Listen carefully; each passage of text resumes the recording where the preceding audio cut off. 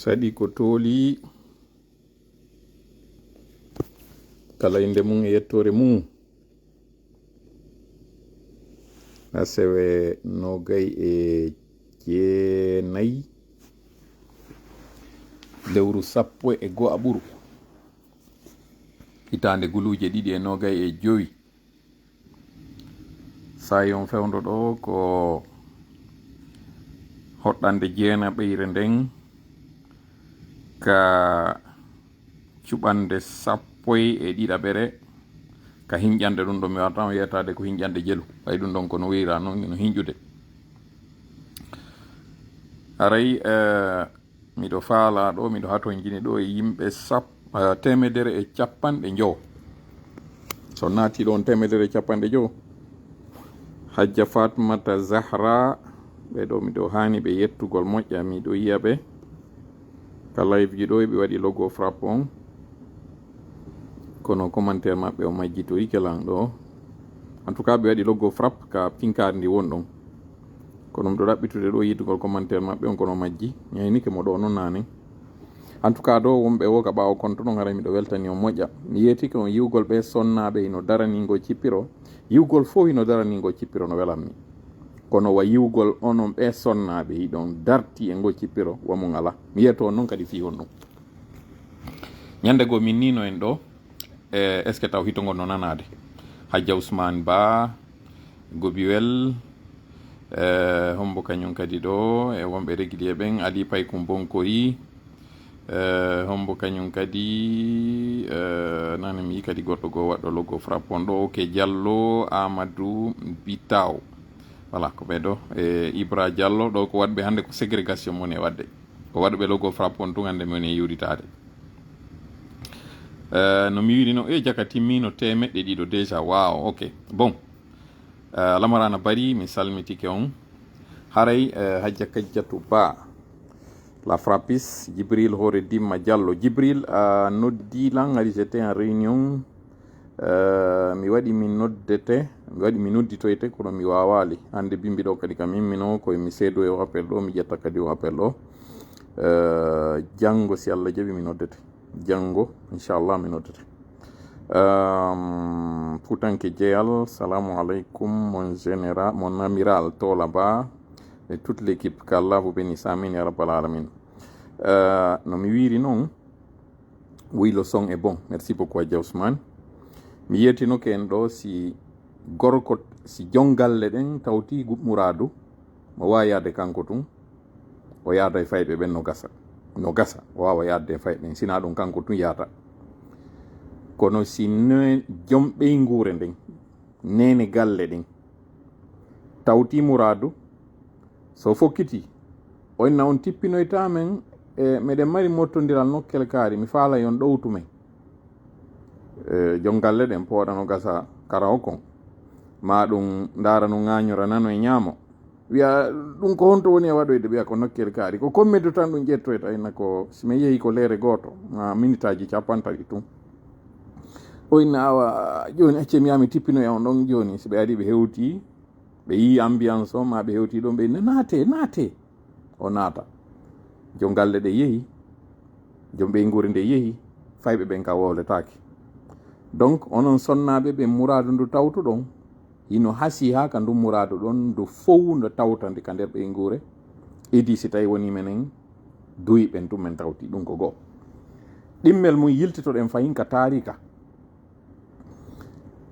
ɗan ndiyan zamzam ɗa wonɗen e yiide hande ɗo hino gollitire ko duwa sonnajo nene haja ko kanko accano e nden nokkure tawde ko hollande nde ala kuɗum ala kakum ala ndiyam o tori ɗon Allah sabu mapunde makko nden Allah waɗi ndiyan tubbi e nden nokkure nde tawnode ko yorude ken ɗan ndiyan han jon ɗa wooda e sifa majjan kadi ala aduna on fuu ko duwa on sonnajo koko on sonnajo kadi waɗuno hakkunde safa e marwa ko ɗum woni ko wona tawnede hande ɗo ka hajju duwa on sonnajo fayi e fewndo annabi Musa ka fir'auna sonjunoɓe net ko du'a nene annabi Musa woni ko yalti annabi Musa ɗo kadi fayin ko on sonnajo ɗon nelaɗo meɗen Muhammad sallallahu alaihi wasallam hara joni mi diwa luttuɗin fof ka hectare kaji ka tawata haray sonnaɓe juirol mi diwa ɗum ɗon fof mi ara nelaɗo meɗen Muhammad sallallahu alaihi wasallam ɓay ɓe yi o yi wahyi on ɓe arti ka nder suudu si tawno nanene Khadija jaɓɓinoɓe nden nyande ka nder suudu watti ɓe feere mettayno fi sabu ɓe holoto no hoɗɗo kamɓe ko jinnaɗo ɓe yidoyem ko ɗo wawi ɓe jogitade ko ɓe ɗo wawi ɓe tambitade wawi ɓe andinde ko wonɗa e muɗum kon hina ko boni waɗatama kadi fus ko ɓe ɗo wawno wadde o rol atiɗo mayande dina islam kan tigi kañum kadi ko sonnajo nene Sumaya ko ɗo ati mayande dina islam kan donc onon sonnaɓe meɗen hato jini on moƴƴanon si onon o waɗi men e payago ko payago men waɗata si on tutti ka himpare on wi'i hande kadi on fop imme ngo cippira ɗo min fop min immoto min ala lawol gono men sortora donc hara min tori ke on moƴƴa yaltine men e merente on hollon men wondema ko onon ɓuri engagade watti ɗon kadi honɗum onon ɓe neniraɓe ɗo si ɗon du'anade men menen tawɓe ɓen himeɗen e ngo cippira ɗo on holli men on hula on mapaki on anasi min lutti e ɗum ɗo min yani sahidi ɓurtay kañum kadi wallitade men ɓurtay kañum kadi laɓɓinande men lawol ngol donc ɗum ɗo ko seeɗaji tu woni komi sorti nder ton mi waɗi ɗo fi onon sonnaɓe yo andu ɗum ɗo kan e wolali fi sonnajo wonda ɗon ka suudu portoɓe ɓe wi derrière tout grand homme y a une grande femme ɗum ɗon on discussion ala e nder muɗum sa yi gorko o yeɗɗi andu debbo ino ɓawa makko fuɗɗi e yumma makko ari e sonna makko ari ɓiɓɓe makko ɓen kañum kadi tentigi noon ɓiɗɗo makko jebbo aray komi mari ɗo komi landoto on kono ɗo yo live on continue e waɗa e ɗo goɗɗum mi faala yaltinande en ɗo goɗɗum onon yimɓe temeɗɗe jowo e 13 wonɓe landarde ɗo ɓe mi faala e wondo ha kafen live ɗo miɗo mari ɗo révélation mo mi waɗata kono onon ɗo yo woɓɓe arde tawta on mi faala e nder o live ɗo yen waɗu ɗo goɗɗum ko ɗum woni ɗum o yi miɗo waɗi photo an on ka dow kono photo ko photo na min wonɗon e yiide na ko woni e rulude ko photo mi waɗi ley ɗon laamiɗo on fewndo ɗo Guinée Bissau mi waɗi ɗon kañum kadi carte fi coup d'état ji ɗin gibi 2020 kadi waɗi ɗon joni komi faala kala natuɗo tawi en ɗo mo tawata nanali ko mi woni e wowlde ɗo kon mi faala en ndaaru goɗɗum e makko ɗo kon ɗum waɗa ton si mi waɗi live on 5 minutes kala mi lando minna konno image on arti wiyon hi image on arti minna ok ɗo reni mi moƴƴa ɗo nandelan ɗo reni mi wiyon hi windon ɗum ka commentaire ji ko photo woni ɗo kono mi lando ton 5 minutes kala minna konno image on arti ma ɗum image on konno han joni mo tabiti ɗon wiyon hi image on no tabiti ino continue minna nanen par ce que goɗɗo no dilan image on hari plantike iwi ko planti ko wiyon hi iwi ko planti kon minna ɗo reni mi kono moƴƴa minna mi towni jungo gon iɗo reni mi moƴƴa wiyon hi kala ko mi wowli wiyon hi ka commentaire ji on wi si minni ka ɗon nande wiyon hi ɗon nande minna miɗo townude ɗo goɗɗum mi towna minna CD on hiɗo yiidela minna miɗo townude ɗo goɗɗum iɗo reni o livre ɗo mi townamo minna mi towni minna nde deftere ɗo ko couleur on ɗo reno ɗon nde wiyon deftere nden ko nde couleur bleu wiyon ko bleu mi wallina minna ok ko andugol do si tawi image on dartike ɗum ɗon tumi waɗata nder ɗon fiyo confirme kono no watta ɗum ɗo ka commentaire ji onon tawɓe ɓen on nani ko mi wowli ɗo kala aroyɓe wattiti e meɗen ɗo ampi e meɗen fiyen yaado ko ɓen ɗon mi woni e waɗirde ɗum ɗo mi accay noon ha tawaɗne hara mi waɗi du'an on fof mi gayni kala wattoyiɓe yeeso ɗon minna ko onno image on harnane way wasi goɗɗo noddilan kono konno arti joni innon hi image on arti minna parce que nane hari darike wiyon arti windon kadi ka commentaire ji wiyon oui l'image est bonne on te voit très bien wiyon ɗum windon ka commentaire ji on te voit très bien minna songon kadi konno wiyon hi ɗo nandelan kadi moƴƴa si wonoy ha neeɓi seeɗa 5 minutes minna on konno image on waynilo wasi o dartike parce que mi ala yide commentaire ji moɗon ɗi mi waɗa sifa ɗum waɗen complicité wonay ɗo renimi koko renɗon ɗo na photo wona koko renɗon ɗo ko vidéo kala non ampiɗo en kanko mo reni ko photo kono onon tigi ɗon andi ko photo kono kanko ɓay tun o andayi ɗon wallitade lan mi falla nde ndaaru ɗo goɗɗum kon ɗum waɗoyta donc pour le moment nous sommes 700 et quelques onon ɓe 700 et quelques ɗo on nani ko komi woli ɗo ko kala wattoyiɓe ɗo ka timmoyta 1000 ɗon si mi ndaroyi mi tawi timmi wulure ma 900 mi gayni wadde du'a on mi yewti ɗon seeɗa fuɗɗoyɗe wadde ɗum ɗon minna konno image on hiɗo renimo kono iwi ka darti kon wiyon hi iwi ka darti kon ka commenté si goɗɗo ari yeddi o wi kanko ko photo on ara innomo ko kanko téléphone makko mari probléme innomo yorede maro téléphone on so inni o alala nande wi on mo yorede maro téléphone makko on fop aro yanon e commentaire makko on innomo onon hiɗo reeni ko kanko woni reena téléphone makko on plantike ma ɗum yorede maro ma internet makko moƴƴa ma ɗum en tout cas ɗo hollomo kanko mari probléme on na ono iɗen andi ɗon en fof koko mone wolde ɗo ko photo reen ɗon ɗo konko mi yoyta ɗon kañum kadi ɗo reeni nde deftere nde mi towni ɗo o yinde min ni kon woni couleur ma ɓe wi on bleu on fop windon bleu fi o ɓurtu yirde ɗon o anda ko kanko mari probléme na ono ko ɗum ɗo mi faala e waɗo e nder o live ɗo ala fin no wodi komi faala en hollude ɗo si ɗon hara ko hombo tigide hayso komi wonno ɗon kam suudu o ari ɗo a retard o nanali ɗum ɗo wi'emo konko mi wi ɗon kon wondema l'image vous me voyez très bien aron hay e manon ça fait longtemps o wayri lan ari yiide hiɗon welti hande ɗo puutoru ndun no labanalan si faɗin ɗon piiji wiyon ko même puutoru ndu mi waɗi ɗum ko ndun ɗon kañum kadi président on ɗa waɗi président Guinée Bissau ko o jeu ɗo mi faala yen waɗu no woodi komi faala en holloyde à la fin wonɗo o wonɗo arɗo ɗo inni kanko ko fotorini yeeso waɗemo kanko o rena ko woni gonga kon ko kanko mari probléme ko téléphone haysi noon ɓe ɗuuɗi haysi ɓe woni ɗiɗo tato ɓe fop aro yanon e maɓɓe si ɓe woni tato wonon nayo si ɓe woni nayo wonon jeego si ɓe woni jeego wonon sappo yanon e on tigi hollomo kanko ala gonga ko onon jogii gonga wallidiron e ɗum ɗon ko ɗum woni komi tori on أعوذ بالله السميع العليم من الشيطان الرجيم بسم الله الرحمن الرحيم رب اشرح لي صدري ويسر لي أمري واحلل عقدة من لساني يفقهوا قولي ربنا علمنا ما ينفعنا وانفعنا بما علمتنا وزدنا علما نافعا واجعلنا للمتقين إماما ويكاد الذين كفروا ليزلقونك بأبصارهم لما سمعوا الذكر ويقولون إنه لمجنون وما هو إلا ذكر للعالمين وما رميت إذ رميت ولكن الله رمى بل نقذف بالحق على الباطل فيدمغه فإذا هو زاهق ولكم الويل مما تصفون وقل جاء الحق وزهق الباطل إن الباطل كان زهوقا ما جئتم به السحر إن الله سيبطله إن الله سيبطله إن الله سيبطله إن الله لا يصلح عمل المفسدين وما هم بضارين به من أحد إلا بإذن الله وما هم بضارين به من أحد إلا بإذن الله وما هم بضارين به من أحد إلا بإذن الله ولا يفلح الساحر حيث أتى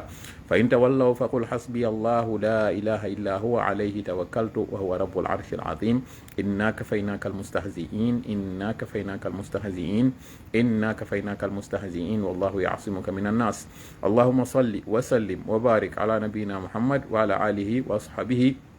ومن تبعهم بإحسان إلى يوم الدين أما بعد hande no wirɗen noon ko asewe hawritu ɗum ñogay e jeenayi lewru 11 aɓoru ɗum hande kadi aray en fottitiɗo tittidugol yewta ko on ɗum woni ko feƴƴi kon e nder yontere nden hiɗen andi piiji buy waɗi e nder nde yontere ɗo ɗe tawata haray no hani ka arten e majji no tawa e majji konko tawata kon on humpitike ko feƴƴi kon Guinée Bissau no tawa e majje kañum kadi ko tawata kon on humpitike ko fewndi kon sengo lagine kon ɗum woni ko fewndi kon sengo lagine ko wondema ɓe inni dey ko feƴƴi kon Guinée Bissau lagine e Guinée Bissau na goto on few ɓe fuɗɗike kañum kadi campagne maɓɓe on ɓe wi kañum kadi ɓe lansi fi waɗugol ngol lawol ɗo kono no woodi mbuuɗi ɗi ɓe tori no woodi mbuuɗi ɗi ɓe landi yoɓe wallite e majji e yewtay fi ɗum ɗo e yewtay kañum kadi fi bange sengo ka mbuuɗi piiji ɗin ɗi tawata reɓe suuɗi on yewten kañum kadi fi poro on ko nakiri en yewtay kañum kadi fi o campagne électoral mo tawata on yimɓe no wowlde ɗo fi candidat ɓe hanaɓe wallitede woɓɓe hay e yuɓɓidira ko fewndi ton kon e ko feƴƴi kon Sénégal ko fewndi ton kon e ko feƴƴi kon Guinée Bissau ɗiɗo fof en hawtidiray ɗi yewten e nder o live meɗen ɗo kono haray hiɗon andi nanen goɗɗo hay noddilan ɗo image on wayi wasi dartike mi anda si tawi haray image on arti taw par ce que nanen haɗi miɗo ɗumannade ɗo yetto ɗollan noon ko honno par ce que ka fuɗɗagol men live o woɓɓe innono puutoru andundu fewano mi waɗiri noon mi arrangindu seeɗa mi wurtindu joni haray ɗo miɗo tañƴini e waɗi caaɓe ɗen kadi hani ɗon waɗi tippe ɗen kañum kadi haray kadi hani ɗon donc haray on yetto lan si ɗon nande lan taw moƴƴa ɗo ni est ce que ɗon nande lan est ce que kañum kadi ɗo reni mi moƴƴa lumiére on ɓaawa ɗo nane woɓɓe innuno hade no jalbi seeɗa e maɓɓe hadi no wawi wasilo jayɓe mi faala yon andinde lan haray kono si yomi ɗannin lumiére on ɗo e si ara yomi accito ɗon donc haray mi faala ka commentaire ji ɗo yon andi nan si tout va bien honno image on o wi ko dari ko nane hade no wawi wasimo dari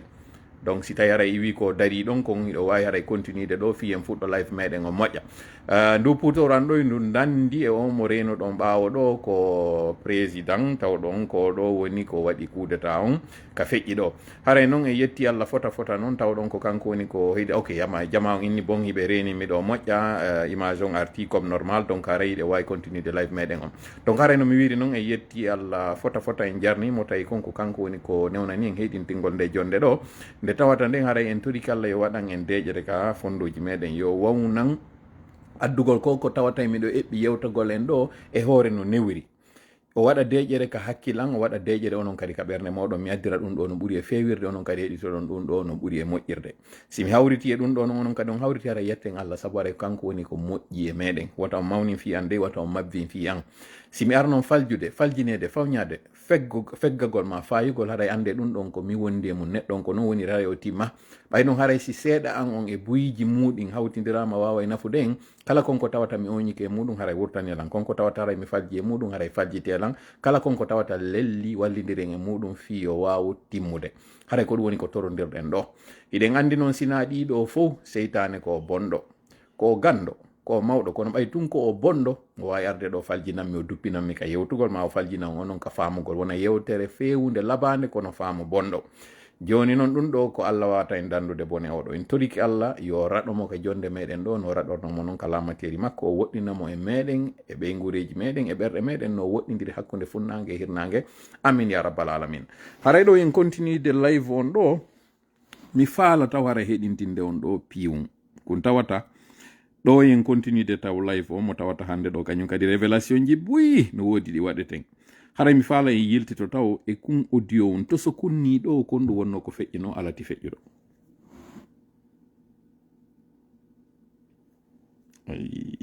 yafe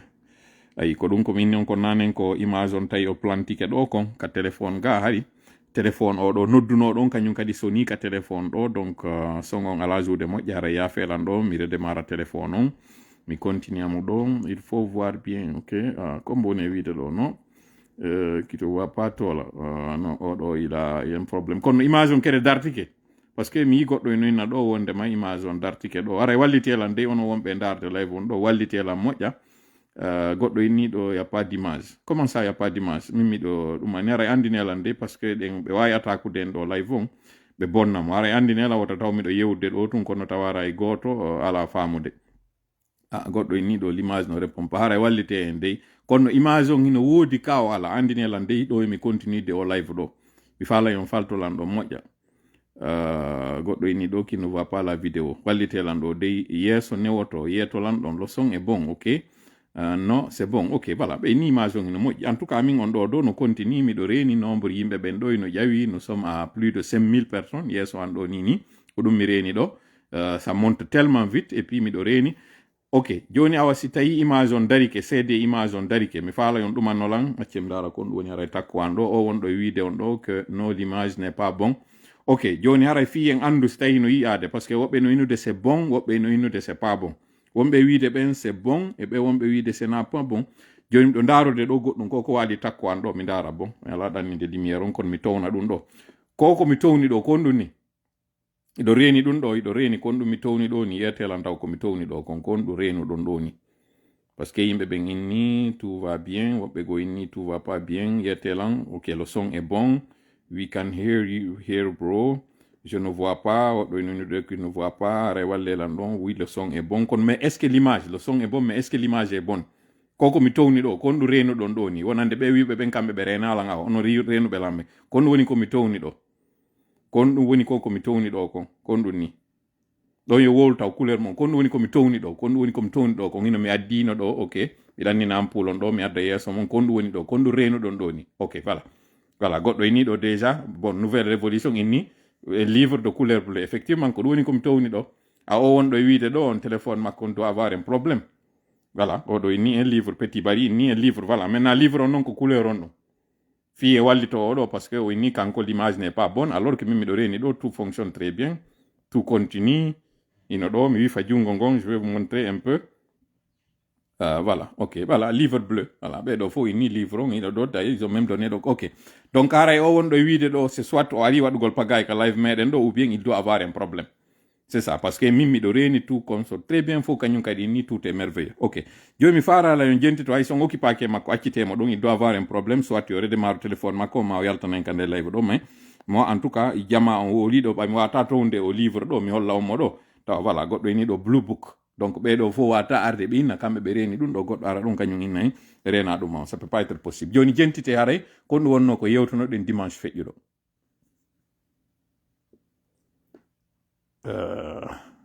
Qu'est-ce qui se passe? Qu'est-ce qui se passe ici? Pourquoi ça ne fonctionne pas ici? Do not disturb. Ok. Il a fait l'andei. En attendant, on a un petit souci. Ok. Il a fait. Je vais encore reprendre parce que on a eu un petit souci ici. Il a fait. Ok. Je vais continuer. Dimanche. Ok. Pour les faire en Guinée, ceux qui sont en train de te soutenir sont en train de... Vous avez vu que vous-même, vous êtes victime de cette trahison. Vous connaissez très bien, ça saute aux yeux. Vous voyez la trahison, le chemin, la destination de Mamadi Doumbouya. Il veut brader ce pays et vous chassez, ils vous mettent déjà en mal avec le Burkina. Et vous connaissez les liens entre la Guinée et le Mali, les liens entre la Guinée et le Burkina. Aujourd'hui, vous avez vu les révoltes sur les zones minières. Ils utilisent quelqu'un qui n'est même pas burkinabé. Ils font parler à ce dernier la langue des burkinabés pour dire « Je suis en train de venir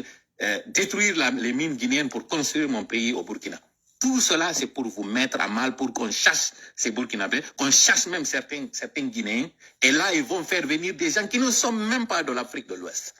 pour que ces derniers prennent les zones minières, prennent tout l'or et amènent chez eux. Vous avez vu, ils ont détruit les cours d'eau. Vous ne pouvez plus faire l'agriculture. La famille de Mamadi, sa sœur, sa famille directe, aujourd'hui a pris le contrôle de toutes les zones minières. On vous a interdit de faire la mine artisanale. Vous allez vivre de quoi désormais? Dites-moi, vous allez vivre de quoi, vous? Sincèrement, ce message-là, ces questions-là vous est adressé. Vous allez vivre de quoi, vous du Manding? Peuple de Guinée, vous allez vivre de quoi? Et ce qui est encore très triste dans cette histoire, on vous fait croire aujourd'hui que la cible, ce sont les Peuls, c'est les originaires du Fouta. C'est ce qu'on vous fait croire. C'est pas eux la victime finale. C'est pas eux. Mais dans toute stratégie, on commence par le plus fort. Lorsqu'on utilise les faibles contre le plus fort, on va éliminer le plus fort. On ira vers le ande kadi moins ay son jabaki ɓe wonɓe wiide ɗo image o moƴƴa par ce que image on hino fonctionne moƴƴa mi landike ɗo mi yiyan joni jama on hiɗon nandelan ka puisque hiɗon nandelan acciteɓe ɗon kamɓe ils ont un problème mais puisque noon ɓe falarde waɗa pagawi kono ce qui est tonan mi yi woɓɓe hay e tawɓe no waɗi logo frappe on no arde ɗo wiya l'image n'est pas bonne alors que l'image est bonne. Mi waɗi mi ɗannini ampoule o ɓawo ɗo mi huɓɓintinimo mi towni jungo ngo mi wifi on yii mi ƴetti kañum kadi ɗo o livre jooɗiɗo takko an ɗo mi townimo mi holli on mo mi wallintini o wowli ay couleur makko si goɗɗo ari ɗo inni kanko renalan ma l'image n'est pas bonne il doit avoir un problème avec son téléphone donc ara e acciteɓe ɗon est ce que kono ɗon nande o moyen ko moni e yewde kon ok mayi. C'est une simple formalité avec le moins fort. Le moins fort, c'est qui? C'est les gens de la forêt. Ils vont finir avec les gens de la forêt. Ils vont aller maintenant vers la minorité, les gens de la basse-côte. L'intention finale du CNRD, ce n'est pas simplement de chercher des Guinéens sur les zones minières. Non, c'est pas ça. Ce n'est pas de partager les ressources de Simandou avec des pays frontaliers. Ce n'est pas ça. La finalité, et voilà pourquoi ils ont mis le feu au niveau du dépôt de carburant, c'est de chercher les gens de Kaloum. Parce que le contrat de Mamadi avec le Club de Paris, c'est de transformer Kaloum en un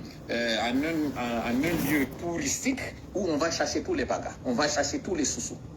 Et lorsqu'ils vont s'en prendre à ces sous-sous, on aura fini avec les plus nombreux, c'est-à-dire les peuples, qui ont la plus grande démographie. On aura fini avec les forestiers, qu'on aura d'ailleurs chassé vers la Côte d'Ivoire, vers le Libéria, vers la Sierra Leone. Ils vont prendre toute la zone minière. Et là, ce qui restait de la basse Guinée, on va chercher maintenant les sous-sous. Où vous allez? Vous allez partir en Sierra Leone? Après avoir fait aux ressortissants léonais ce qu'ils ont fait, preuve à l'appui avec des images, vous pensez que les léonais vont vous accueillir là-bas? Non, ils ne vont pas vous accueillir. Vous allez tous aller à l'île de Kassa, à l'île de Rome, à l'île de Fotoba. C'est là que vous allez partir. Là où il a installé justement son camp, c'est là-bas que vous allez partir. Lorsqu'il n'y aura plus personne pour vous défendre, lorsqu'on vous aura utilisé pour combattre les peuls et les forestiers, c'est en ce moment, lorsqu'on viendra pour vous, personne ne se lèvera. Les gens diront, vous avez mérité. C'est vous qu'on a utilisé pour chanter chez louanges. Ce jour-là, vous allez regretter. Donc, sachez que ça ne concerne pas que les peuls, ça ne concerne pas que les malinqués, ça ne concerne pas que les forestiers. Ça concerne aujourd'hui toute la Guinée. Cette bande de malfaiteurs aujourd'hui qui est en train d'utiliser les uns contre les autres n'a qu'un seul objectif. Cet objectif, c'est de déposséder ce pays de ses propres citoyens et de le mettre aux enchères à des gens qui n'ont rien assuré.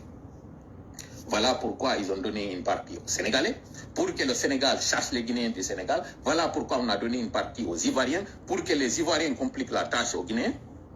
Voilà pourquoi on a promis une partie aux Léonais, pour jentite de kum parti on ɗo moƴƴa par ce que ko alati feƴƴuno kon ɗo ko waɗi ɓe wonɓe wiide ɓe ala ala yiide miɗo yaltitim ɗo memminade ɗo reeni ino e téléphone o miɗo townudemo miɗo reenimo ɗo ni acciteɓe ɗon jentite tun koko woni e hikkude ɗo kon que les Léonais encore chassent ou mettent la situation difficile aux Guinéens. Voilà l'objectif, voilà le projet du CNRD, voilà le projet de Mamadi Doumbouya. Et après avoir eu sa garde, après avoir eu la bénédiction du Rwanda, c'est en ce moment maintenant il va prendre aussi le contrôle des zones frontalières. Ils vont aller attaquer la Sierra Leone avec ses diamants. Ils vont aller vers la Guinée-Bissau, pensant que la Guinée-Bissau c'est un petit pays. Ils vont utiliser les cartels et ces cartels vont déposséder un président, ils vont le déposer, ils vont dire qu'il a fait un deuxième mandat, ils vont faire croire aux gens qu'il était sur son troisième mandat. Le président Ambalo, c'est la victime de notre coup d'État avec les cartels. Vous avez vu la quantité de drogue qu'on a saisie au niveau de l'aéroport? C'est Omarou Sissoko Ambalo qui a pu freiner cette épidémie de coup d'État en Guinée-Bissau. Mais lorsqu'ils feront ce qu'ils veulent, ils iront en Guinée-Bissau, ils vont encore prendre les ressources de la Guinée-Bissau. Ils vont aller encore tous les pays, ils vont aller pays par pays. Le seul pays qui aura certainement le salut, ça va être la Côte d'Ivoire. Pour combien de temps? Voilà. Bon, hari ɗum ɗo komi waɗiri yon heɗito ko par ce que ɗum ɗo komi yewtuno ko alati feƴƴunoɗo ɗo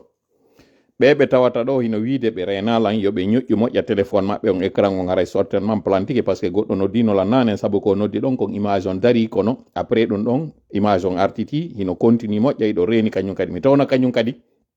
livre on ɗo wonande ɓe natuɓe ɗo joni ko couleur on ɗum livre on ɗo ko komi jogi ɗo ko couleur on ɗum ni fiyon wawɓe walde moƴƴa ɓen ɓe tawata ɓen soit téléphone ji maɓɓe ɗin plantike ma darte internet moɗon on ça peut arriver ara internet moɗon on no mari probléme kono ɗo en tout cas ɗo après très longtemps putoro andun ka fuɗɗode o windu aali mi tournindu ɗo mi waɗi ha ndu feewi woɓɓe nanen inni image on hadi no lojjude ɓe en tourni kañum kadi ɗum ɗon ha image on feewi wonande arɓe ɓen ɗo a retard no faala wadde pagay ɓe faalaka mi yeeto on ko faalɗon nande ko hanɗon nande kon donc acciteɓe ɗon hande kadi siɓe faala ɓe wola e honɗum tigide kamɓe jogui probléme téléphone live meɗen on fonctionne très bien on nani ko mi wowli kon on ɗo rini kañum kadi ɗo ya une raison pourquoi mi waɗiri hande yo yiyan ari on wayrira yiide moƴƴa non tawnoɓe yii no rastaji ɗi mi tiiɗi par ce que ɓe tawno wari ɗi rabana kala moƴƴa donc voilà pourquoi en artiti e ancien style meɗen o style meɗen mo tawata fof no yiɗi on donc continue live meɗen o kono waɗi si fuɗɗorɗe yewtere nden ɗo ko par ce que mi falan e yiltitanade ɗo si ɗon andi o live ɗo mi yewtuno e makko ha min no e fitum waɗi minni kadi kum fitum waɗu kum ɗon ko département wonɗo États-Unis woni ko yaltini fiton paf alarba ɗo coup d'état waɗi joni noon mi faala ɗo e watta yila moƴƴa par ce que miɗo mari ɗo komi faala wajade ɗo yimɓe seeɗa on andi ko innete communication ko piimum mettukum fi mettuku wawde waɗugol si a andali kon no warrata a naada yimɓe e ella mi faala hollude en ɗo communicant ɓe jeeyaɓe parti politique ji ma innitorɓe no notitori parti politique ji ko woni e waɗude mi waɗanayi en ɗo poste ji maɓɓe ɗin ko ɓe woni e waɗude janngon onon tigi ko ɓe woni e windude kon ndaren ɗon en fou ɓendinen hakkil e konko ɓe windi ɗon kon ka tawata en ala arde taw côté taw yahen taw ko ɓe woni e wowlude ɓe ataka yimɓe ɗimmoɓe maɓɓe tawɓe ko ɓe woni e waɗidude cippiro ngon malheureusement ko neɗɗo goto on fayin koko moni e wadde ɗo konko goto on woni e waɗude ɗiɗo fof malheureusement ɗo je vais pas lui faire de la publicité gratuite, donc mi maska inde makko ne, mais il se reconnaîtra ici. Poste jiɗi on e waɗude il a fait 3e poste on woni ɗaɓɓitude ɗo. Ok, 3e poste, Donald Trump. Ok, voilà. Ɗi poste ji tati ɗo ko neɗɗo goto on waɗi ɗi.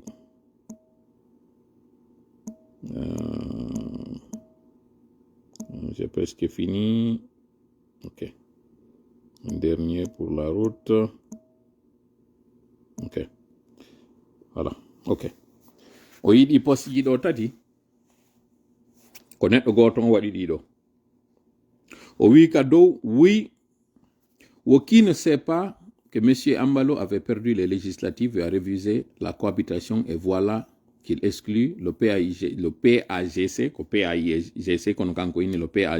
de l'élection. Ensuite, au wado ile don on woni so soi-disant janjallo, mita commentaire yi din do fi yo mi waw jangude moƴƴa ko woni e ɗumanade kon. O woni wo so soi-disant janjallo que j'ignore n'a qu'à venir en Guinée et qu'il laisse tout tranquillement M. Tidjan la puissance. Ensuite, oui, Kalaneto de Donald Trump. Donald Trump ne connaît rien de la politique. Un simple businessman à la tête des États-Unis. Quand on voit des yaltinani en dido post jitati, koko inete communication et ko woni sonjude kon UFDG, odo ko communicanjo UFDG wadi don do. Comme je vous ai dit, mais il se reconnaîtra vont se reconnaître ici. Doyen ar e ko hundum fe'i Guinée-Bissau. Parce que ni en humpiti que président Omar Sissoko Ambalo iwi kanyum kadi Dakar, alors que Côte d'Ivoire doit noyade dans un premier temps, on sanzi, o amiri Sénégal, o iwi Sénégal, o hewti joni Congo. Doyen ar e din desuji donc hundum fe'i parce que yimbe no landade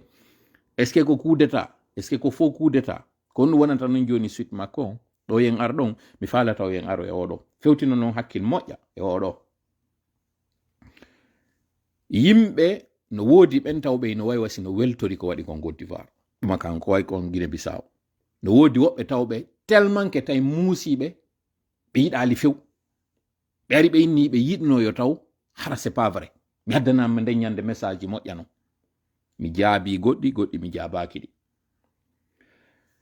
Iɗen andi koko innete faale no sumanuijo. Si a faalama goɗɗum hakke ma ko tawata rayɗa faala, a faaletake e goto yetoma e hunde sina ɗum ɗon. Mi yii kañum kadi communicanjo ɓatiɗo kañum président Oumar Sissoko no yewti e fimum ka réseaux sociaux ji ɗo. Ɗen andi mi wowlino ñande goɗo fi makko min yo yimɓe ɓe watta yila e makko o wii que sabu ko tawata proximité mo UFDG waɗi don RPG waɗi ɗo réseau ji mi expliquani en fewndo yayno juuloygol non julde donkinden o wakkilino wiwgol ko communicanjo président jo dans un pays que yo wiw ko communicanjo UFDG alors que kanko wiyayno ko kanko wonno avocat alaji sellu ka réseaux sociaux ji ala wolde fi makko meɗon andi ɗo kilsaji kono waɗi simi ɗo ɓoganden ɗon taw simi aranan e lore men nden ko parce que woɓɓe no faala juutinde loyru gañu on ha si ɓe wattanayla ɓe juppa e joni giɗo. Président Oumar Sissoko Ambalo yiɗen mo añen mo kono oɗo ay mamandone walliti ke fi konko inete pulako. D'ailleurs hande ɗo simo yo alhaali mo woni ɗo ko sabande makko ɓe andi kon himo wondi e pulako sabande makko ɓe andi kon mo yiɗi pulako. Haray no wattana yila moƴƴa parce que faut ko woni yide koko yaltiti e kene kon o rena ko woni ko ley. Alors que comme je vous ai dit moins d'une semaine mi ɗo yetade on fi au coup d'état. Et je me suis même permis de prendre le risque même si je me suis fait taper sur le doigt après quand mi wowli ko winni fuite on compte iwi. Mi wowli inde département américain ce que je ne devais pas dire en réalité. mais yafo ɗon la mi jala comparti un ɗo moƴƴa mi yetti ko hay mi ari mi ɗojji ɗo ara no wodi ko woni si mi ɗojji on nani CNRD no nangude wattani hila moƴƴa miɗo wadde hocco cikko miɗo fuɗɗade kunɗo mi yaha e kunɗa miɗo fuɗɗade kunɗo mi yaha e kunɗa kono mi faala yon fewtin hakkil moƴƴa e o live seede noon o live an si miɗo wadde live CNRD ara no nder ga o live an ɗo kañum kadi nini mo ndaarede ka nder pale kam woni wolde ɗo ni et je le dis avec fierté je le dis même parfois par extrapolation c'est-à-dire je le dis sans modestie d'accord kono miɗo andi kon ɗum mi woni e waɗirde ɗum hiɗon andi te sahi ɗo minni on kudeta no fokkiti lagine minni cette fois ci noon ko gendarme jo mini mi anda noon ko gorko mi anda ko debbo on humpitike wiyeteɗo Moussa Konde nangaɗo on sengo boke tawɗo ko gendarme jo en est ce que ɗon andi fewnɗo ni CNRD no nangude ni responsable ɓe parti RPG Arc-en-Ciel ɗon andi ɗum ni est ce que ɗon andi ko wiya kon ndeñande felli Konakiri ɗo saare ɓe inni ko otowa woni ari ko forci barrage ɗon andi na gonga woni ko ɓe yewti on noon est ce que ɗon andi ni kanko coolaga kanko numurudu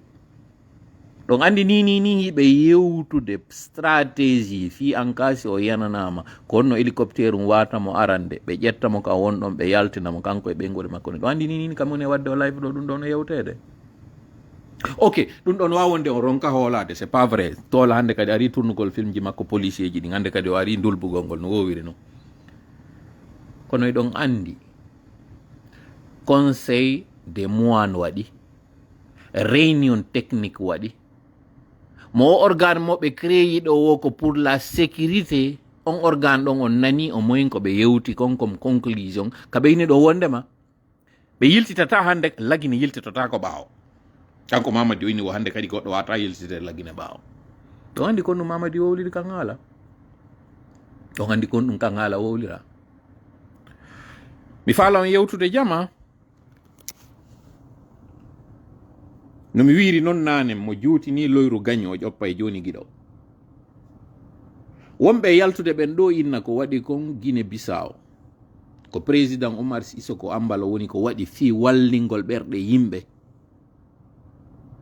walline nde yewtere mo selende kono noon woni e wirde yon selu nde on soñjay mo kanko kadi noon koye général Sissoko Ambalo no tawa e wonɗo e soñjude hoore makko fi on ɗum filme en du mi profita ɗo mi ara e o wiyeteɗon Dramendra tawɗon o maayi nde yontere feƴƴunde ɗo mi waɗi poste min waɗi poste puyowel fi par ce que toujours kala poste waɗaɗo ko mi wona wiyede ko toola mi yiya publie alors que non wonde ne ɗum publie ara mi ala hay ɗon d' accord ka publication mi yi yimɓe no ara ley ton ara inna par ce que wiyama paix à son âme kanko on endujo ɗon wattane hila dey miɗo addi on ha e nokku mi darni on ɗon miɗo andi pourquoi minniri miɗo darni on ɗon fi affaire endu o miɗo andi kadi kono moni e yewtirde fi on endu jentite tum jentorelan hakkille o wiyeteɗo Dramendra no tawano e ɓenɓe min darayno film ji mum fewno kam e wonno boboɓe ɓeynamo daram kutte mi profita ɗo mi hiwro Massoudou Bari wonɗo on ka CNT nde fatunde ɗo par ce que miɗo andi mo yiɗi no moƴƴa e Mamali mo yiɗi kañum kadi Dramendra mo yiɗi Sony Diol mo yiɗi kañum kadi Govinda mo yiɗi ɓeɗo fop d' accord goɗɗo aro e ley ton inni julɗo hana wiwgol repose en paix goɗɗo ma yina julɗo hana argol ley ɗo wiya repose en paix kono mone yewtirde ɗum ɗo ko fi o débat ɗo woni clos une fois pour toute en tout cas ara goɗɗo artitali e ley poste ɗo inna kefeero maayi mo wona julɗo maayi goɗɗo hana arde ley ɗon wiya repose en paix na dowa ko inna julɗo hana waɗande kefeero so maayi ko argol inna Allah yawtan mo yaafomo nadamo aljanna ɗum na ɗum minen mi waɗi on n'a pas fait ça repose en paix ko ɗum woni waalo fawtoɗa e ɓuttu ko ɗum woni ɗum ko neɗɗo may ɗon yeeta ɗum est ce que non hino nande ɗum ka woni ton est ce que on hino wawani hoore mum goɗɗum keton nam repose en paix yo wonki maɗa ki waalo e nder ɓuttu ko Allah fewtuɗa toriɗa ka kanko on mo wiwɗa ɗon yo waalo e nder ɓuttu a waɗani ko ɗum waɗi si ɓe aroɓen si goɗɗo maayi ɓe ara ɓe waɗa rip ma ɓe waɗa rep rest in peace ou repose en paix on waɗanali mo du'a on waɗanali on musidɗo mon du'a ko hani ko yon ar wi'a non moɗon rabbi ighfir lahu warhamu rabbi ighfir laha warhamha ko ɗum hano ɗo waɗugol a ce que je sache na ɗum menen mi waɗi ka les poste bref ɗum ɗon hadi c'était une parenthèse mi wonno wadde deuxième parenthèse on mi nani woɓɓe no inna Dramendra maayi ɓawte Miccum Chakraborty mayde Miccum Chakraborty inneteɗon disco dansa o mayali disco dansa mayali mo wuuri han joni Dramendra non maayi Amitabh Bachchan kañum kadi han joni no wuuri pourquoi mi waɗiri ɗum ɗo ko parce que hay filme endu daroɓe num filme endu no andi ɓe andira fenande ha hiɓe anda a yiyay no goɗɗo eno ƴetta jungo tappa goɗɗo mutaka nder leydi ko endu wawno ɗum ko woni feƴƴi kon non ɗo non Guinée Bissau si président Oumar Sissoko Ambalo wattanali la nanday joni e filme endu partisan ɓe makko kañum kadi taw ɓen haray falaka yiwi o yaltinama ka laamu e hoore hersa so wattanali la on bonnay joni kañum kadi konko fokkiti ɗon kon donc sele nde yewtere moɗon ɗon nangugol yugol bon sifano oɗo wowliri ka nder poste makko ɗo fo hino andi o waɗi ɗum ɗo no wodi gongaji go nayɗi yewte ko yaccituɗe yiyaɗi andaɗi tewoɗa pas munnoɗaɗi ɗon feƴƴaɗi ya pourquoi gibi 2022 miɗo yetade on wondema Oumar Sissoko Ambalo ka jooɗi ɗon ko e hoore jullere tawde hino wawa sortede ɗum ɗo yiltite live ji ni mi waɗino ɗum gibi mois de février 2022 on live no woodi mo mi andini en noon finalité on ko hombo fokkitana ko Sénégal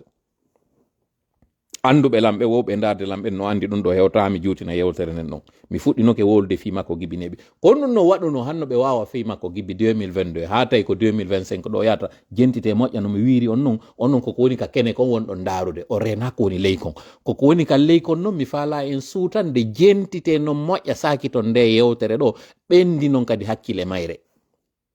si tawi hari simi wowli goɗɗum wonay lewru wonde si on joni simi wowli goɗɗum ko balɗe woni e wadde ara o yi hay wonay no jonte joni noon ko balɗe aroyay ɗo noon e saayi si Allah jaɓi simi wowli goɗɗum ko lereji waɗata ara o yi ko ɗon noon wonɗen fewnɗo ni ko ɗin noon lereji ɗon mi woni on e yewde ɗo fimum par ce que seɓitike goy goɗɗum no fokkiti ɗo ko tawata seɓitike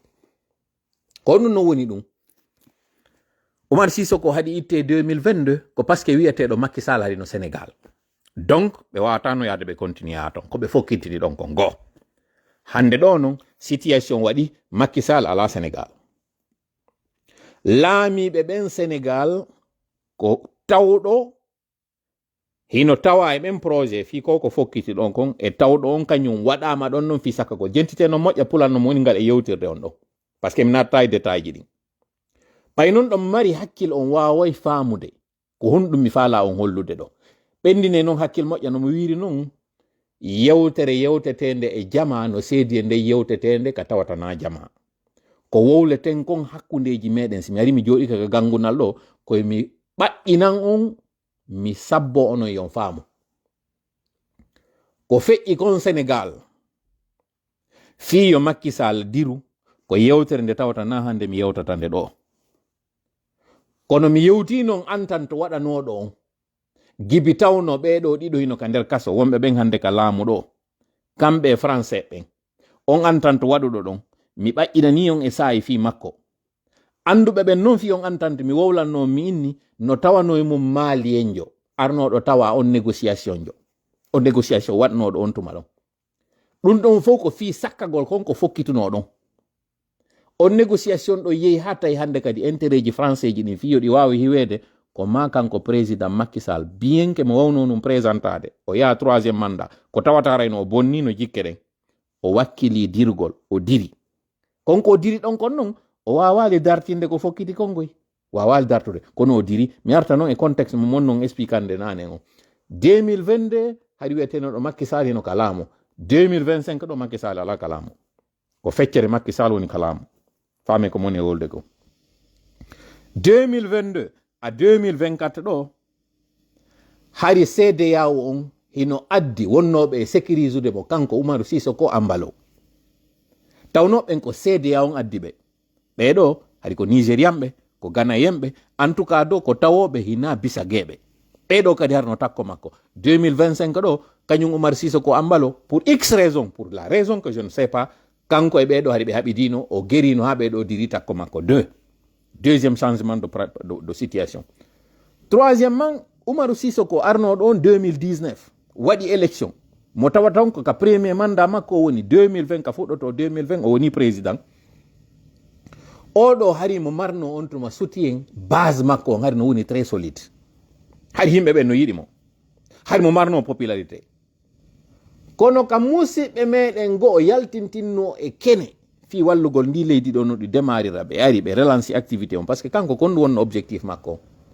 Himo andi onon ɓe fulɓe yawitiɓe ɗo hoore muɗum, yawiti fi muɗum ɗo ko onon ɗo wawi waɗude Sierra Leone wawi redemarude, ko onon ɗo wawi waɗude Libéria wawi redemarude. Leydi makko ndi woni hari état narco, ndi woni complètement à terre. Mo haton jini opérateur économique, mo haton jini investisseur ɓe. O udditani on dambuɗe Guinée Bissau ɓen, o ari o inni yeeye, o ari o inni waɗe ndi leydi ɗo ndi yara no hannirno. O wi'i onon ko on kawraɓe an, onon ko on siɓɓe an e bangeji ɗin fof o cati e ɓeɗo. Mais attention, e nder ko woni e wadde ɗum ɗo kon, woɓɓe go yehi ha feƴƴintini wayi wasi hande kadi ɓe hollay hiɓe jeeya Guinée Bissau ɓuri Guinée Bissau, ɓuri Bissau Guinée hemɓe ɓe. Ko ɗo noon probléme o fuɗɗi, ko ɗum waɗi simin ni wattani yila moƴƴa ko wonɗen e wadde kon. Même chose kañum kadi woni e waɗude Sénégal, ma ko ɗum woni ko waɗi Sénégal. Sabu ɓeɗo ko tawa ko kon ari ɓatike mo ha tawata garde makko woɓɓe go ko siɓɓe makko, mijite yiltite campagne makko on ɗo ndaaro morceau ji makko wonnoɗo e juude ɗin ko morceau ji guinéji wonno e juude ka cortège de campagne makko. Waɗe ɗo ɗum pose. Ƴetten ɗo joni ɓe candidat ɓe yawnoɓe ka élection ji 2010. Aladji Sellu e kañum Alpha ka deuxième tour. Kañum président Alpha e président Sellu, président Alpha ƴetta morceau mo Burkina, hara ko ɗo morceau wona juinede ka campagne muɗum. Aladji Sellu ƴetta morceau mo Sénégal, ma ƴetta morceau mo Mauritanie, ƴetta morceau mo Tchad, ƴetta morceau do en tout cas tawɗo na Guinée. Hara ko ɗo woni e juude ñande campagne maɓɓe waɗetema ka cortège maɓɓe, hara na ɓernde hande walike. Alpha ɗa kañum kadi hara hina bambam fari woni e juude. Yetelan onon militant ɓe RUFDG ɓen, mi ƴetta onon ɗo ɓay ko onon wallan e jentitade ɗo ɓurɓe ɗurde ɓen ɗo, miɗo andina onon to wallandarde. Mijite ko on no yirton Aladji Sellu si tawi hara morceau maɓe woni e juude on ko morceau tawɗo ko frontiére ji lagine ɗin ɗo woni e juude. Konno yirton Aladji Sellu, konno yirton hoore mo. On taway ɗum ɗo no woodi ko aali ka. Alors voilà ce qui s'est passé ces derniers temps en Guinée-Bissau. Woɓɓe noon yiɗatagoy ko moni wolde ɗo kon ɓe wata kadi yiide ɓe faama. Kono jentite no mi wiri onon no woodi goɗɗum ko soomi. Konko noon soomi ɗon ko ɗum mi faala on soomitode par ce que onon o rena ko on ɗum ɗo accéléreri. Mi faala noon à la fin ka live ɗo hollugol on kon ɗum waɗi ɗum ɗo si accéléri. E ɓen wonɓe yaltude ɗo kañum kadi démentisa ɗum ɗon. Vous pouvez avoir raison hein. Mais mi sikka ko moment on ni fi o yaltintinon ɗum ɗon ko ɗum waɗi simi fewti ɗiɗo ɓen mo waɗi on e hoore mum yo wattu ila moƴƴa communication ji makko ɗi o woni e wadde ɗin, wonɓe arde kañum kadi sauva honneur makko on ko ɗum woni ara hiwa ndimu makko ngun e teddungal makko ngal fi o taw wono hersinama, ono wonɓe arde ɗo kañum kadi yaltintina ɗin ɗi tawata ɗin yiɗi yaltiti e kene, on ala mo wallude, on ala kadi wallude. Donc pour continuer ko monno wiide kon, élection ji ɗin normalement ko hannoɗi wadde 2024 ou plutôt 2025. 2025 a fuɗɗade hitande nden élection no hannuno wadde. Mais attention, hiɗon anditi président Oumar Sissoko Ambalo waɗino dissolution parlement muɗum o en 2023. Kon ɗum o waɗiri ɗum ɗon ko posungo han joni mi woni e nder muɗum ñoƴƴen kun ɗon immoɗe yehen kadi noon France. Ɗon andi Emmanuel Macron hananoma raɗede gibineɓi France, kono o suɓi a moment donné waɗugol dissolution kanko kadi assemblée nationale makko, parlement makko fi on ɗum, parce que o andi français ɓe ɓe añimo, kono o gaynali ko faala wadde kon, o faalaka yaade taw mandat makko lannali, il a pris du temps, il a acheté du temps, kon ɗum o waɗi. O jonni français ɓen possibilité hollugol mettuɓerde maɓɓe on, o préféri perdugol doole makko den ka assemblée idi yo perdu laamu makko ngun ka pays fof. piske noon ɓe fof ko gooto woni ɓe conseil de ma ko stratégie ji gootiɗin ɓe waɗi. Oumar Sissoko Embalo kañum kadi préféri waɗugol dissolution parlement on o retardini en fait ngaygu mo kañum bisawo guinéenɓe ɓen waɗaka hakkille maɓɓe fiyoɓe añumo alors que noon mo fuɗɗi réforme ji tawɗi hiɗi labana leydi ndi. no minnirno noon kala fo feƴƴunoɗo ko kanko wawi arde arrêta ɗi kudetaji wonnoɗi wadde ka leydi, kanko wawi arde relance économie ndi leydi ɗo, kanko waɗi ndi leydi ɗo ndi fuɗɗi heɓude ɗate, kanko waɗi ndi leydi ɗo fuɗɗi heɓude l'école ji, kanko waɗi hande kadi grève ji enseignant ɓe acci, kanko waɗi en tout cas insécurité on ɗuyti e ndi leydi ɗo ndi woni hande kadi en état fréquentable, o woni hande kadi sur le plan international. Macky Sall wallitimo ɗo, o woni président union ɗum no CEDEAO, o waɗi modi piiji buyɗi tawata kanko digo explique ni en ɗinɗi o waɗi ɗum hewtanamo juutina ɗo yewtere nde. Leydi ndin hande kadi ndi woni ndi tawata projecteur fewtina e mayri hara na kum petit pays on hande kadi. Jon noon yo yaw ha ɗi réforme ji ɗi o waɗi ɗo fof ɗi o habbino o tañƴini ɓeɗo bisawo guinéen ɓe waway mo jonnude chance o ya pour un deuxiéme naadi troisiéme mandat wonɗe yewde premier mandat. O yi noon ɗum ɗo hande kadi no fuutade mo yahana opposant jo makko. MP la même chose ko waɗi kon kañum kadi Sénégal. Macky Sall kañum kadi koko wadde golluno kon o ari o lanniti o fondi noon kan kadi koko o lanniti ɗo naayo goɗɗo ar ɗum ɗo ƴetta on mérite ɗon faminoyo kanko fof so waɗa. Kono ɗo woni probléme chef d'état ɓen fof goy ko wiwgol ngol mi fuɗɗike goɗɗum ko min lannitoto ko min jonnete mérite on inne ko min woni ko waɗi ɗum ɗo ko ɗum ɗo woni ɓe yiɗa ko ɗon no woni ella on. Min naali dans son cas kañum Oumar Sissoko Embalo c'était son cas ko ella o waɗi ɗon ko woni ko ɗum ɗo o hulanno ko ɗum ɗo o fondi yiwgol makko no wondema fuutoto mo woni yahanoya goɗɗo tawɗo ko ɓeeɗo fof wonnomo e sakkade ko ɓeeɗo fof wonnomo yennude e on état narko on ɓen trafiquant ɓe tawɓe ɓen heɓe ka sous région ɗon o wakkili kanko kadi waɗugol on ɗum koko yiwɗon ɗo ko ma ɓe wakkili kamɓe to waɗugol ko ɓayde ɗum mi ala noon juutinde yewtere no mi wiiri noon ha komi hanno yewtugol mi woni e yewtude ɗo kono no woni objectif nde yewtere ɗo fof no mi wiiri on noon arten e o poste yiɗi oɗo woni e waɗude ɗo. Oɗo ko communicant jo IFDG kono o reena koko woni e waɗude poste ji o ataka ɓe woni ɗo wonde ko woni e yanande ko Sonko e Diomaye Faye, wonde ka woni e yanande ko Donald Trump, wonde ka woni e yanande joni ko Embalo. Ok,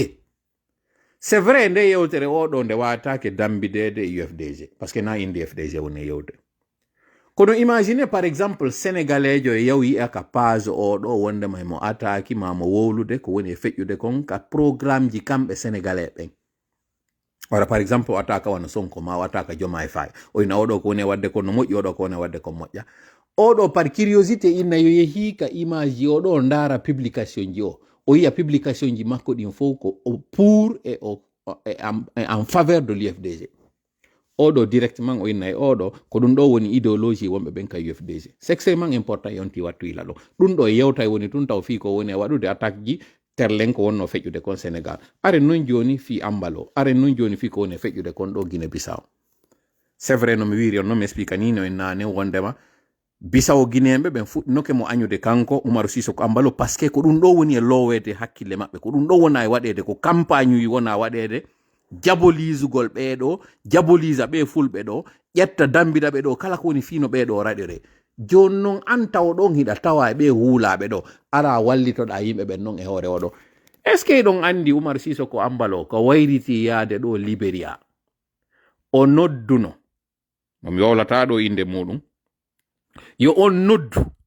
responsable jo UFDG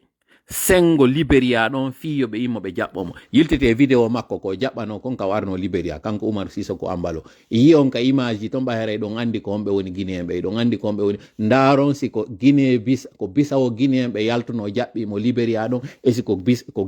Conakry Guinéen ɓe yaltuno jaɓɓimo son anda wattane yila ɗum ɗo taw ko konko tawatara yo on andano kon taw mi woni on e yaltintinande. Est ce que yiɗon andi sabu sortimo Alaji Sellu yalti wowli on à l'étranger ɓe tutti ka himpare hande kadi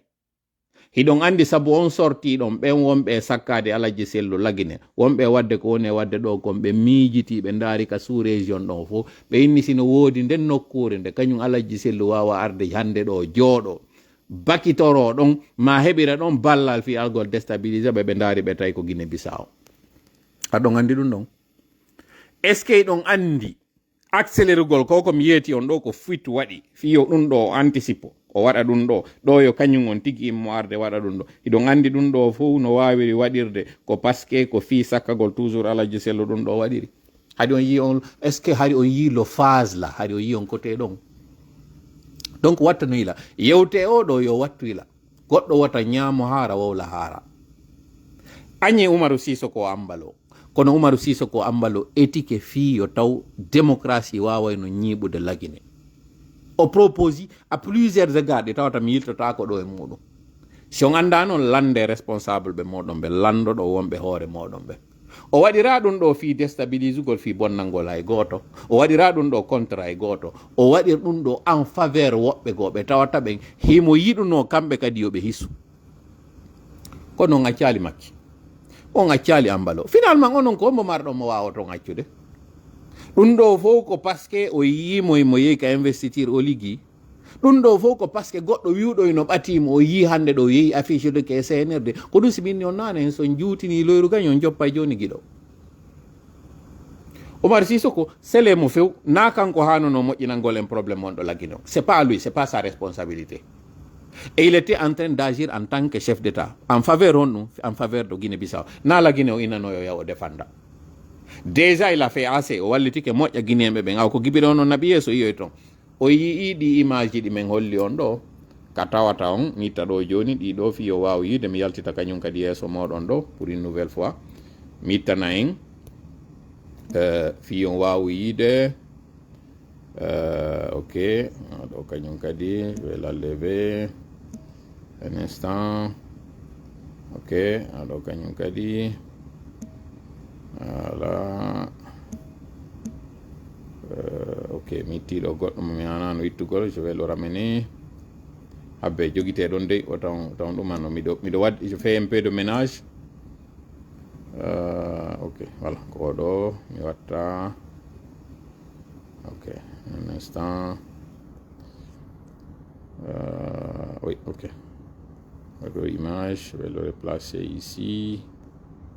aɗo kañum kadi replacer ça ici ok voilà bon image on arti ɗo reniti mi an joni kañum kadi moƴƴa miɗo reni ɗo jungal ngon ko moni yifude ko mi artira kadi commentaire ji ɗin est ce que ɗo reni mi ok c'est des personnes qui savent même pas comment défendre leurs intérêts ok long life ko to là-bas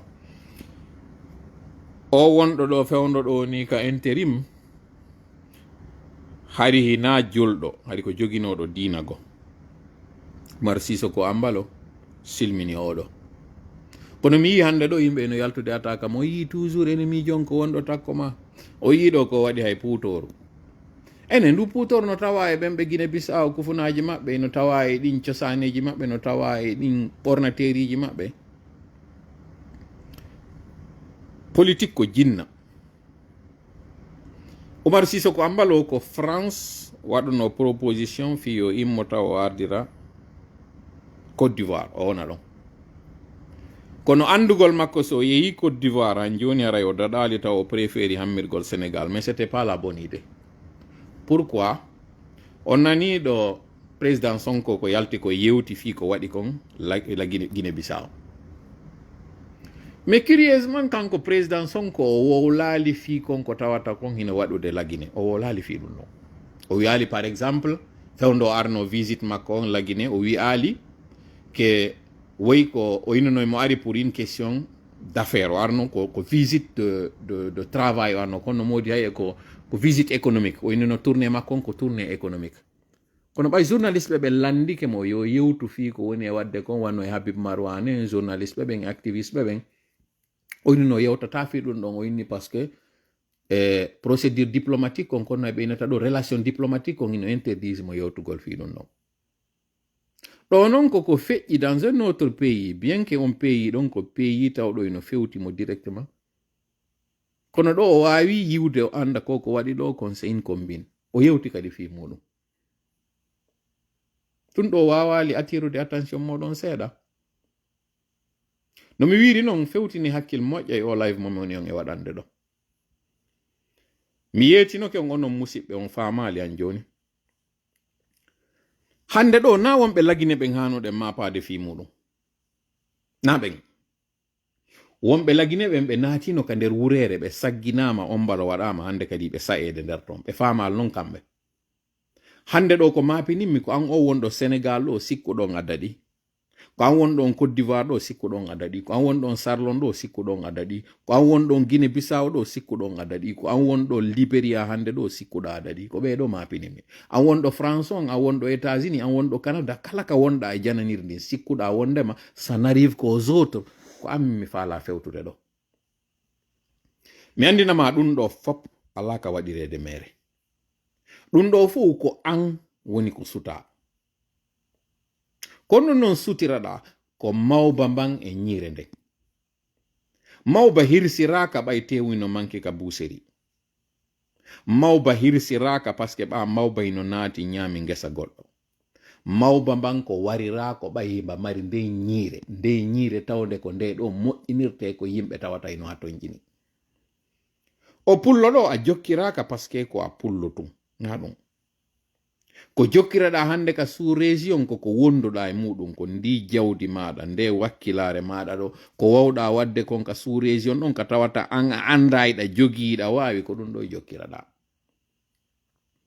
sa wawani noon famude nde yewtere an ɗo anda immoɗa jogodire wonen e muradu wotoru nden immoɗe dartoɗe hara ya fayi no mi wiri noon encore une fois ko waɗi ɗo kon kaw sukka kanko kaw jokka ɗo kon nde yawno ha tawi ɓe wawi dirnude mo kanko Macky Sall o diri hande kadi lawol ngol udditanike ɓe ko ɗum ɗo non wonɓe Burkina ɓen faami ko ɗum ɗo wonɓe Mali ɓen faami ko ɗum ɗo wonɓe Niger ɓen kamɓe nani nde yewtere ɗo faami par ce que soppa wiliti no andi bone kimpa ɓeɗo ɓe faami kamɓe ɓe immi ɓe darti an non jooɗi ɗon ɗo holori koye pooti oye ma a wonɗo wiide ɗo on hiɗa reeni ɗe blendeje hiɗa reeni ɗo mamadi ko woni wadde kon sikkuɗa wonde ma wata gaynde goɗɗum a fayi miɗo anditi noon dalle début année 2000 ji ɗin fewndo ɗi motoji wansi yaltunoɗo a nanay no accident ji buyno waɗi ɓeyna o maayi ko wansuru ndun ari o waɗiɗe accident ko fedem koru ndun o waɗiɗe accident on tuma ɗi motoji kadi feɗirano wonɗon yiide koye verso o ino fele ɗo ñande go mi nani goɗɗo ino inna ko wonge yeeya wondu sooda ko ɓe faandino ɗon ko wonɓe ka fulawaji heɓi feere coggu nagge tawno jogii nagge no mari ngen nagge si yeeyama motoru wawete soodede ɓe yeeyi ngen nagge ɗo ɓe soodoye motoru ɓe fuɗɗi doginde du tawi ɓe wawata moƴƴa fi affaire moto ko ɗum waɗi si ɓe waɗayno accident ji fi hon ɗum wonge yeeyama wondu soodama kono wonge wawetake yeeyede wondi soode mi fillito yewtere nden sa nanalde moƴƴa poɗa moƴƴa jentoɗalam début 2000 wonge yeeyama wondu soodama hande ɗo 2025 fi hon ɗum wonge wawetake yeeyede wondi soode fiyo ngen wonge ɗon jom magge no daɗira fi hon ɗum fi hon ɗum hande ɗo 2025 a wonɗo lan e jentitade ɗo hiɗa jogii sapum ma hiɗa jogii boutique ma hiɗa jogii tabal ma ɗa jogii ki wonki ma ɗa jogii ki hakkil ma ɗa jogii ko Allah jonnuma kon fop kono a wakkilaki seedugol e ɗum ɗo fiya wawu ɓannude takko ma ko tawata goto susatama teddinirama sabu ɗum fi on ɗum bilandike ma mi faala kadi ya lando hoore ma ngal landal ɗo joɗoɗa e galli ma ɓernde tundara ene ɗon sikka senerde ɗo ko on ɗum woni ko additiɓe o projet ɗo mo tawata on ɓe ɓendin mo moƴƴa on ɗum waɗi ko paske le 3 avril 1984 laamu maɓɓe ngon dari de manière brusque tawi ɓe préparaki fuskombo wata remplacude maintenant en 1985 soit à peu près 1 an après ka laamu maɓɓe ngon jaɓaɓe faala artitude ɓe hetta nguɗo ɓe ari kono tawi ko ɓe impréparé population guinéen on fop immi contre maɓɓe ko wontuma waɗno ko wiyano kon coup d'état jara ɓe wari rawa baaɗi ɓe yafola noon no mi woni e yewtirde noon ɓiɓɓe ɓen ɗon e taniraɓe ɓen ɗon yeeta ko waɗi kon ɓe yiɓe andi ɓe sakkama e bangeji ɗin fof ɓe desidi men fittay gonɗi ɓe ƴetti duuɓi 35 hiɓe gollude ɗum ko fanɗi kon wodo duuɓi 30 de 1985 hiɓe fittude gonɗi maɓɓe jusqu'en 2009 hiɓe fittude ɗi gonɗi ɗo. Waɗe calcul on non. 2010 ɓe wawi wakkilade, ɓe wawa addude goɗɗo kalamu wiyeteɗo Alpha Condé. O ardi e slogan wondema o ƴetta e lagine ka Sékou Touré accuno ɗon lagine ɗo sikka fi on ɗum o wiiri ɗum ko paske no woodi ka ɓe waɗano ka tawata ari no muusiɓe kamɓe. O ardi e on idée ɗon yenke na ɗum wonno kanko ka hakkille makko ko janɗuɗo France, kanko ala e ɗin ideji ɗum ala ka hakkille makko few. Mo andi ko ɗum o jangi France ko onno politique waɗirte, kono ɓaytum militant ɓe makko on base makko on ko ɗum ɗo woni ka wullani, ko ɗum ɗo woni ka ɓe sunino. O ari o defande ɓe ha wari o hewti ka laamu de 2010 à 2020 himo ka laamu, kono tawi o waɗali fewɗi ɓe landi ɗin. O yaltitanal ɓe few ka ɓe falano ɗum. O sakkanaki ɓe konko tawata kon ɓe andi tanke ɗum ɗo écarta kara kamɓe ɓe ɓuttinali. Ko ɗum waɗi si 2021 ɓe ari ɓe fittimo. Ɓe fittimo noon 2021 tawi no heddaniɓe 4 ans hakkude ɗon e duuɓi capanɗe nayyi ɗi ɓe wiwno ɗin objectif maɓɓe on nde no wiye 2025 koye taw ɓe arti ka laamu ɓe joƴƴiningol laamu tangu ko laamu alkadara ngo tawata goto wata dartade. Voilà pourquoi hande si ɓe jooɗi ɗo ɓe jooɗoni o ambition ɗo. Mais iwa noon mi itta noon pause on, mi continue noon live on, mi yahana en noon e koko wona waɗede ɗo hande comparaison. Ɓe inna Ablaye Yero no wawi sutanede par ce que ko feƴƴi ko Guinée Bissau, kanko PAIGC on wawi wallitade o suka tawɗo ko arɗo en politique très jeune, wawi dartade mo kanko Oumarou Sissoko Ambalo, malgré ko militaire jo, malgré ko président jo sortant jo, malgré ko dictateur jo. Miɗo répétude ko wona wiyede kon e namin komi andi kon perception an o, ko mi woni e nande kon no yewte, ko ɗum woni e répétande. Wondema awsi Ablaye Yero kañum kadi tambitama lagine, il peut faire un miracle. Mi yife ono ɗo ko ngin idéologie wi ɗo wona waɗede ka réseaux sociaux ji. Pullo Fouta iɗa yurmi, wallahi iɗa yurmi, iɗa kirɗi kadi e hoore ko yurmuɗa kon. Kono wawɗon ƴettude comparon lagine e Guinée Bissau. Yetelan lagine no mari fewnɗo ni assemblée nationale, sifa no Ambalo wawirno wadde kañum dissolution sénat makko on, kako parlement makko on noon hiɗe mari ɗum. Yetelan ko organe hombo woni e organise de élection ji lagine, konko ɓe wi ɗon élection. Yetelan comparé ɗum ɗo e Guinée Bissau, ko hombo woni ko organise élection ji ɗin Guinée Bissau. C'est vrai Oumar Sissoko Ambalo ko militaire jo, ko général jo, Mamadi Doumbouya ko militaire jo, ko général jo. Kono wait a minute, yetelan préfet ɓe ɓen ko Oumar Sissoko Ambalo woni ko nomi ɓeɗo fo, no Mamadi Doumbouya nomiri ɓe militaire ɓeɗo fo. C'est à dire préfet ɓe ɓen Guinée Bissau hande ɗo Ngabo ko honno ko kapinta ka ko honno e kala ko anduɗon on ton fof e ɗuma honno kala ɗin ɗumaji maɓɓe ton Bafata, Bissau, kala ko anduɗon ton on ko Oumarou Sissoko woni ko nomi ɓen wonɓe ɓen préfet ɓe ɓen Guinée Bissau ton, no Mamadi nomiri fewnɗo ɓe préfet ɓe ɗo fof tawɓe ko militaire ɓe. Gouverneur ɓe ɓen Guinée Bissau, si Guinée Bissau no mari gouverneur ɓe, ko kanko Oumarou Sissoko Ambalo woni ko nomi ɓen gouverneur ɓe ɗon. Chef de quartier ɓe ɓen, ainsi de suite ha ka lannoy ɗon. Ono wonɓe wadde ngin ɗon, ngin idewi ɗon jonna yimɓe espoir wondema kanko Yero Balde si tawi oɗa opposant jo Guinée Bissau wawi yaade gagnyoyomo kanko Oumarou Sissoko ka urniji lagine kañum kadi on peut faire la même chose, mais vous êtes malhonnête.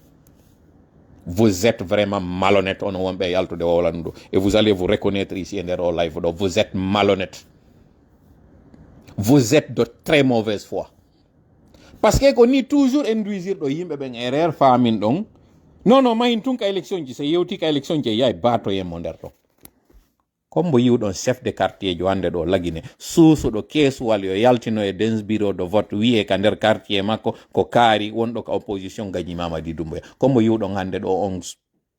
on wonɗo ɗon chef de quartier, chef secteur, kombo wonɗon ɗo yiwɗon noon suusuɗo wat goɗɗum. Ka sous préfet ɓe ɗo ƴetta jonna otoje, no woodi on sous préfet jo hande ɗo ka sous préfecture ji suusuɗo yaltude wi'a wondema opposant jo Yero Balde wawi gagnade hay koyin ka makko ɗon ka maɓɓe ɗon tugue, wondema o gañi ka hay tugue. ande ay moment donné on acca e ɗaynugol hoore moɗon par ce que hande kadi minen o wata men ɗaynude ko hoore mo wonɗon ɗaynude onon noon si tawi noon on taw on yurmaka hoore mo ganjon ɗo wawi continude mi yetike on siɗon faala ko mamdani addoton mamdani gagné ɗo New York ɗo avec plus de 50% addon mo ɗum wiyon kanko e Mamadi yoɓe yoɓe élection Mamadi hendoto mo piyamo recto verso wawa si mamdani hari ha hande waɗali politique wawa si fuu so andaka siɗon faala addon Barack Obama oɗa wiyete ko laamiɗo gouverneur jo état iddon addon Barack Obama kanko e popularité makko o yaada ni e Mamadi Doumbouya lagine élection Mamadi Doumbouya piyaymo kanko Obama ni ka fewndi ɗo siɗon faala Donald Trump e wiwgol ɗo mo mari audace naɓi ɗon mo élection kanko e Mamadi Doumbouya en tout cas ɗo siko no woniri ɗo ni hara ko lagine on élection waɗa Mamadi hendoto mo piyamo recto verso aron ɗo noon nangon faminangol men wondema non c'est une question wota en ratto ɗuma ɗo il faut aller vous êtes malhonnête ko ɗum simini on vous êtes de mèche onon e ɓeɗo on dakkali ko huɗaɓe ma miyanna on par ce que on hersata ko onon ɗo noon nangata wiwgol ɗo hande hiɗon famini noon que vous défendez un parti politique wiyen ko yiɗon défendude ɗo leño on ala wadde fus ko hoore mon intérêt ji mo wonɗon défendude vous êtes malhonnête on tawete noon eɓe wona ɓe combattirde justement ko noon CNRD combattirde kono ɗo woni importance live on fof no mi wiri on noon pour me résumé pendant que live on o heeɓi ɗo 1h11 wota en commente ko feƴƴi ko Guinée Bissau ko waɗi ɗon ko waɗi par contre miɗon mari conseil mo mon e jonnude kañum président Oumar Sissoko Ambalo président. Vous ne pouvez être en sécurité et en paix que dans deux pays. Actuellement, comme on est dedans. Vous ne pouvez être en sécurité et en paix que dans deux pays. Le premier pays où vous allez être vraiment en sécurité, en paix, sans craindre rien, allez en Turquie. Ça tombe bien. Le président turc actuellement, Recep Tayyip Erdogan est votre ami. Si vous allez là-bas, vous allez être en paix. Mais n'importe quel autre pays, dans la sous-région là-bas, en Afrique, où vous allez, vous n'allez pas être en sécurité, vous n'allez pas être en paix. Ils s'arrangeront toujours à trouver quelque chose contre vous pour ne pas que vous soyez tranquille. Vous le connaissez mieux que moi. Ça, c'est le premier pays. Le deuxième pays où vous pouvez être en paix, allez aux Émirats Arabes Unis. Partez là-bas, c'est votre argent qui va commander. Vous allez être là-bas et vivre en paix.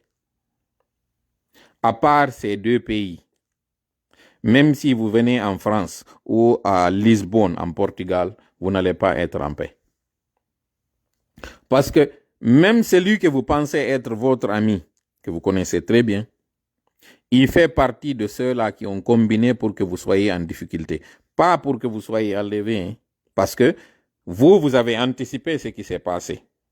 Ça saute maintenant aux yeux, et voilà pourquoi je vais parler. Parce que si ça ne tenait qu'à moi, je n'allais même pas parler de ça. J'allais dire que vous êtes victime d'un coup d'État. Mais tellement que c'est cousu à fil blanc,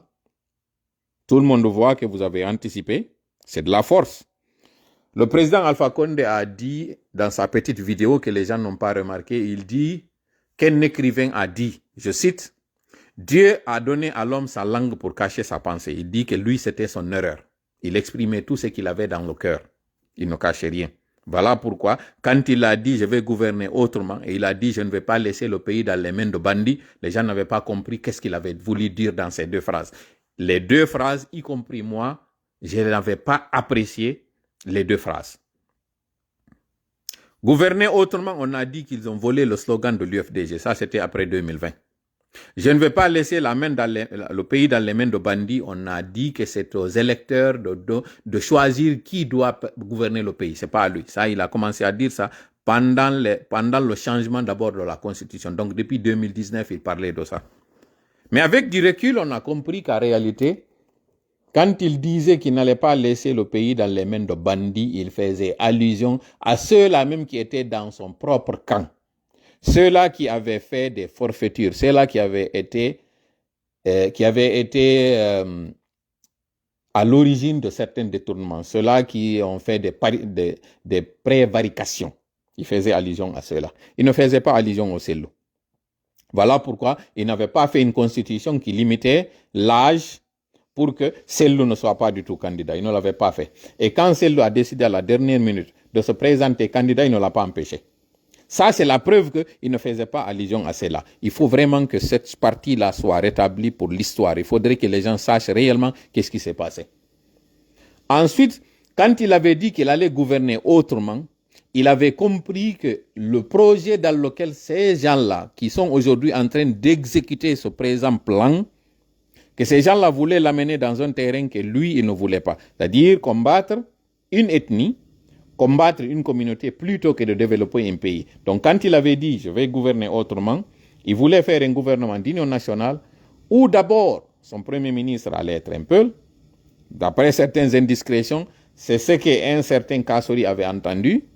Il avait compris que la primature devait changer de main et quitter la Basse-Côte, aller vers encore une autre région. Donc, dans le cadre de l'intégration et de la communauté de la gestion du pays, ces personnes ont dit l'Assemblée nationale à la forêt, la primature à la Basse-Côte, la présidence à la Haute-Guinée. Qu'est-ce qui revenait à la Guinée, à la Moyenne-Guinée? C'est la question que ces gens-là s'étaient posée. On a dit alors l'opposition à la Moyenne-Guinée. Lui, maintenant, il a compris que c'était un schéma très déséquilibré. Et comme il le disait, la Guinée a 4 roues. Lorsque vous enlevez une roue, le véhicule ne va pas fonctionner.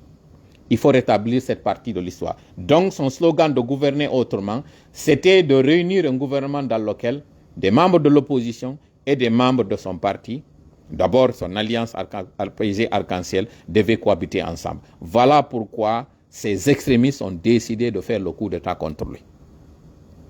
Mais puisqu'ils sont toujours dans le même projet, ils sont toujours dans cette idée de faire en sorte qu'il y ait une suprématie d'une ethnie, d'une communauté dans la sous-région, ils vont compliquer la tâche à ceux-là qui ne sont pas dans cette voie. Donc, pour revenir encore à cette phrase du président Alpha Condé, quand il a dit qu'il a été victime de sa langue, ce qui s'est passé en Guinée-Bissau, c'est que Omar Sissoko Ambalo n'a pas parlé, il a agi. Le même principe, quand il a vu que le pays allait sombrer dans les mains de bandits, qui sont les cartels, qui ont infiltré la politique, donc le paysage politique, qui ont un projet de venir l'évincer, et de manière vraiment très sanguinaire, donc de manière très violente, ils ont anticipé. Pour sauver au moins la quiétude et les projets qu'il a, quand ils ont dit 12 mois pour ce président en intérim, c'est pour qu'au moins les projets qui ont été enclenchés puissent arriver à bon port. Si on ne vous a pas dit ça, nous venons vous le dire. Et ça, nous ne tenons pas de Oumarou, nous ne tenons pas ça d'un membre du gouvernement. C'est des gens qui nous ont donné l'information qui avait fuité, que si toutefois ils nous prenaient... Et d'ailleurs, moi, je suis très content que d'ailleurs, ils ont entendu que ce projet-là était sur le point d'être exécuté, mais là, de manière vraiment très violente, parce qu'il y a eu des gens qui avaient pris des machettes, il y a eu des gens qui ont fait introduire des armes, et des armes légères, pour que quand il y a maintenant les affrontements entre les communautés, les grandes armes allaient maintenant commencer à parler. Et là, ça allait être vraiment un gros carnage. Dieu merci, ils ont anticipé, au moins, ils ont réduit. Mais puisque certaines personnes n'auront de paix, n'auront de répit, n'auront de satisfaction que lorsqu'ils verront qu'il y a eu un soulèvement ou qu'il y a eu un bouleversement ou il y a eu une déstabilisation dans la sous-région, ces gens-là, quoi qu'on fasse, ils vont toujours continuer dans leur projet. C'est dommage. Donc, nous attirons l'attention de tout le monde. Ono wombe hedita de o live dobe. Famon andon haisi no yaltitani on e kene wonde mako kanko Umar Sissoko Ambalo woni ko wadi o kudeta do anticipe. Si o wadano tun e nder nde yontere wonnode do kudeta wadayno e hore makko. Nyande be wadayno non publication résultat ji din si tawno be wonnobe wadde ben ko wadata ko be yalti be publie résultat ji din gere wadayno. Jonon ko do gagni ko da gagni mi ala natude dun don. Tout ce que je sais, c'est que au préféré yo taw leydi ndim buttay kanko dirata o wonta sengo. Pour combien de temps je ne saurais vous le dire, ma taw yetade. Jonon ono jodi ben ton gisam do andi do mapi nini e ndari ko menen fo wonno prochement ko menen ngay me webir ndari ay reportage nyande élection ji di waduno. Intervenunoɓe ɓe ndeññande ɓe France 24 jonnunoɓe micro on fiyo yewtu kako T25 goɗɗo e maɓɓe ko yette baldejo debbo yaltuno ɗon yewti ndeññande wowli e haala bisa guerre nden wondema kamɓe ɓe sutanimo kanko Umar Sissoko Ambalo ndaare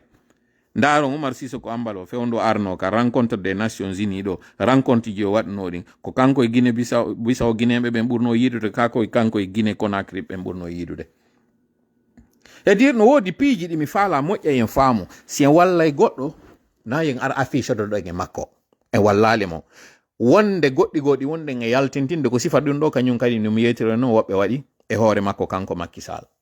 ɓe sikki ko ballal ɓe woni wadde ɓe wallali mo sa ari e leydi hay siɗa jeeya e ndi leydi no woodi piiji gono toon acceyɗi wattanayi lay majji moƴƴa hande ɗo Trump ko woni wadde ɗo e hoore woɓɓe inna ɗo o sansay o bloqué e visa ji kaariɓe o élimine o ɗuma o annulay ɗuma on carte verte ji kaari en fof ko ɓe o andunoɓen no wallitade administration mo tawi on kon ɗon o wonno combatude c'est purement politique sa wawali famude ɗum ɗo haray a famali ko ɓen ɓe o anduno fof no wallitade mo wonno pirude on ko ɓen ɗon o aranta donc onon ɗo kadi fof tawɓe ɓen hande ɗo no andano hankin ko onon tambino laamu kaari haray haɓɓe hoore jon non ko yon haɓɓo hoore fi yon dogu ena yon haɓɓo hoore fi yon dogu ko fi yon andu probléme leydi ndin dogali on haron waɗali ella ka woɓɓe meɗe waɗuno fewndo laamu seeku sikko gongol wondema si ɓe dogi ɓe yalti lagine haray ɓe dogi probléme Guinée on non probléme Guinée on si tawno tan seeku hari sa yalti a yehi ka serari ɗon haray daɗi ɓeɗo non kamɓe ko ɗum ɗon taw ɓe adi howde taw ɓeɗo ko ɗon taw ɓe ati gerde taw hara ka jananiri taw on ɓuttinta Sénégal hande ɗo on yii Umar Sisoko yehi fattoyike Sénégal tawi ko ma o yalta ɗon siko yo ɓuttu an joni noon taw ɗo na a président konno wiwɗa an alhaali ma tañƴiniɗa hoore maɗa Sénégal ɗo milandorima hakkil hiɗa tañƴini ka président jo tawi siko yo ɓutti ko yo diru ɗon lanɗo on tigi inni ar wonen ɗo mi jonnima werde ɗo goɗɗo immi nder ton pas de moindre inni wondema ko woni e yewtere ɗum ɗo ko fiyo oɗo nanu yalta a wiyay noon ka balɗe wonde arde ɗo diaspora sénégalaise on waɗay mouvement ji waɗay manifestation ji contre makko kanko Diomaye par ce que déjà taw addo o élection wadde onon ko woni on faamali kala ka wona attaquede kanko Diomaye ko wona wiyede soutien makko wonɗo moye wallitade on ko wonɗo Guinée Bissau ko ɗum ɗo wona e wowlede communication ji maɓɓe ɗin fof kaɓe woni e wiide kanko Umar Sisoko Ambalo ko membre jo APR et puisque non kanko kadi il est tellement sincère ko yaltata kon o wowla flagrant o yalti o wowli ay relation mo mari don kanko e Diomaye Faye no mi wiiri on noon mi ala wowlude ɗo ko on ɗum feƴƴi fiyo kanko Diomaye Faye yo ar o laamo ɗum ɗo mi ala yewde ɗum ɗo hande par ce que li kulli makanu maqalon nokkure kala ino mari kañum kadi yewtere muɗum nden na ko yewte kon ka baalu yewtoyte ka juulirde li kulli zamanun kañum kadi mawdu on sa i kala kañum kadi no mari toɓɓere muɗum nden e yewtata fi ɗum ɗon hande ɗo en ala compliqué de murando kono fellitu an wonɗo on Libéria wonɗo on Sarlon wonɗo on Libéria wonɗo on ka wonɗa o adada par ce que ko ɓe heɓɓi ɗo kon ɓe geray ha tawata kala ka wonɗa an ɗo e jananiri ndin sera ɗon ko ɗon taw ɓe adoto taw saktinandema murandun taw fiyo taw a wata wonde ɗon wona ɗen dole wawɗe wallitade ɓe wonɓe ɓen ka leydi no ɓe wawa yaltirde mafhum a fami taw kum parti ɗum ɗo moƴƴa c'est à dire fiyo ɓe wawa huɓɓindade wonɓe lagine ɓe tawata ɓe mi yetinoke me nanen ɓe ukkiɓe e nder wurere ɓe ombi ɓe waɗi yite ngel ley ɓe huɓɓini hande kadi ko heddi koye ndiyan an fatu ɓeɗo ɓe ɓenda fiyo taw ɓeɗo wawata wulude tum ɓe yalta ka nder wurere no tawno ko ɗum waɗayno tan seeku ɓe yimmoɓe yahoya ka sera ɓe wonoya ɗon ɗo wonanoya ɓe base fiyo ɓe arɓe déstabilisa ɓeɗo ɓe adori taw ñawdoygol ɗon anda sa nani la moƴƴa ko mowol ɗo kongoye moƴƴa sananal mi yiltito kañum kadi ɓe innayi calɗi ko ɗaɗi bungirta ɗaɗi ɓe wonɓe ɓen lagine fewndo ɗo in calɗi wonɗiɗi lagine ko wonɓe ɓen ka jananiri ko enen wonɓe ɓen ka yaasiga so yi hande ɗo ɓey ngure woɓɓe amen ino nangede fiyo menen ɗo e men deƴƴu ko paske ko menen wonɓe ɓen ka yaasi hande ɗo woni ko hula si menen ka yaasi ɗo men deƴƴiɓe hendo noon onon wonɓe ɓe nder ton hande kadi noon ɓe omba no wurere nden hande kadi wata yaltude ɓe saggina on noon hande kadi ɓe ɓendina on wonon buyon si on nani nde yewtere ɗo moƴƴa on faami arana noon kañum kadi sikkuɓe ɓen a wonɓe ɓen ka nder wurere ko ɓen ɗon tum fewti onon kadi ko nder wurere habbi on si ɓe waɗi noon ɓe ka nder wurere ɓen ɗon ɓendi ɓe suuti ɓen ɗon ɓe waɗiɓe ka pla maɓɓe ɓe ñaami hande kadi noon uddite wurere nden fi onon wonɓe ɓen ka serari kadi yo ngaru par ce que ko raɗeteɓe yalta ɓe adday sariyaji ka tawata leyɗe mon ɗe sooduno ɗon si tawi na ɗon jeeya ɗon ɗe leyɗe ɗon ɗe jatte son heɓali ka wonon on ƴetta e cawloye mon yalton so ƴetti koye cawlon on yalti ko lagine wonɗon hotoyde son hootino lagine on hewtay taw sariyaji waɗanoma lagine ton ɗin noon sariyaji waɗaɗi lagine ko won ɗum a jogaki kaydi lagine a wata arde sooda tere lagine ɗum no ɓe waɗino ɗum ɗon ka constitution maɓɓe mi yewtino nde ñande fi ɗum ɗon donc an omo sarlon mo tawata mawɓe maɗa ko lagine iwno hiɗa jogi yettore bari maɗa on ko e ala fen ina y woni ka fen jallo maɗa on ko h woni ka fen ma ko w woni ka fen sa yimmike ari ɗon a wawata hettude kaydiji maɗe lagine a wawata sodude tere lagine kono noon andi on tuma si taw fewdo dogguno ɗon tan libéria e sarlon on arno taw ɗon cuuɗi natuɗon soɗɗon leyɗe o wata artude waɗon ɗum ɗon on hewta iwtiron ɓawo maɓɓe waɗon ko ɓe wi kon sanzo yettoje moɗon ɗen on tuma si ɓe jonnayi on nationalité ɓe waɗina on ɗay yettoje ɗe ɓe faala jentite moƴƴa ko mone wolande ɗo kongoy siɗon faala salo ɗon siɗon faala jaɓon miɗo yettade on projet on si on famali no mi wiron non on koko woni ka kene ko wonɗon e yiide minen koko woni ka ley komin woni on irtande weƴƴitana on e kene kono no wona ɗon hettinanede ɗum ɗo ko fii sibi gaynoyiɗo ino ande ka toolaari wowli anani ko toola wowli kon anani ko toola wowli kon c'est pas ça o fii ko komi wowli ɗo yo findine ka mi winanen noon wange yeeyano wondu sooda fii won ɗum wange waytake yeeyede hande ɗo wondi soode fii won ɗum wiya ɗum ɗo noon fi on ƴettu pinka ko yiya on taw hara ko wonɗon e dartade ko civil e civil non hande ɗo guine fof no e ukka e nder tumbere wotere nden si tawi hande ɗo mawɗo mo duuɓi 90 wawi hulɓinde CNRD ɗo à tel point koye ɓe immoɓe nanga militant ɓe RPG ɓen panique wi waɗa haka tawata ɓe waɗa e réunion d'urgence on réunion d'urgence ɗo mamadi tawa susta walade nokku gotum ko kamɓe wondi e crainte on goyna eni e hande ɗo noon kaɓe woni ɗo ɓe seɓitike goyi par ce que mbuɗi lanni heɓe landi ɗon mbuɗi kaɓe waɗira campagne on nami yetuno ya quelques jours minni kanko o yaltata waɗa campagne on nani ɗo ka programme ji ɗon o wole ko wondema o yalto e waɗa campagne déjà débat télévisé débat entre candidat ɗum ɗon ala nder ton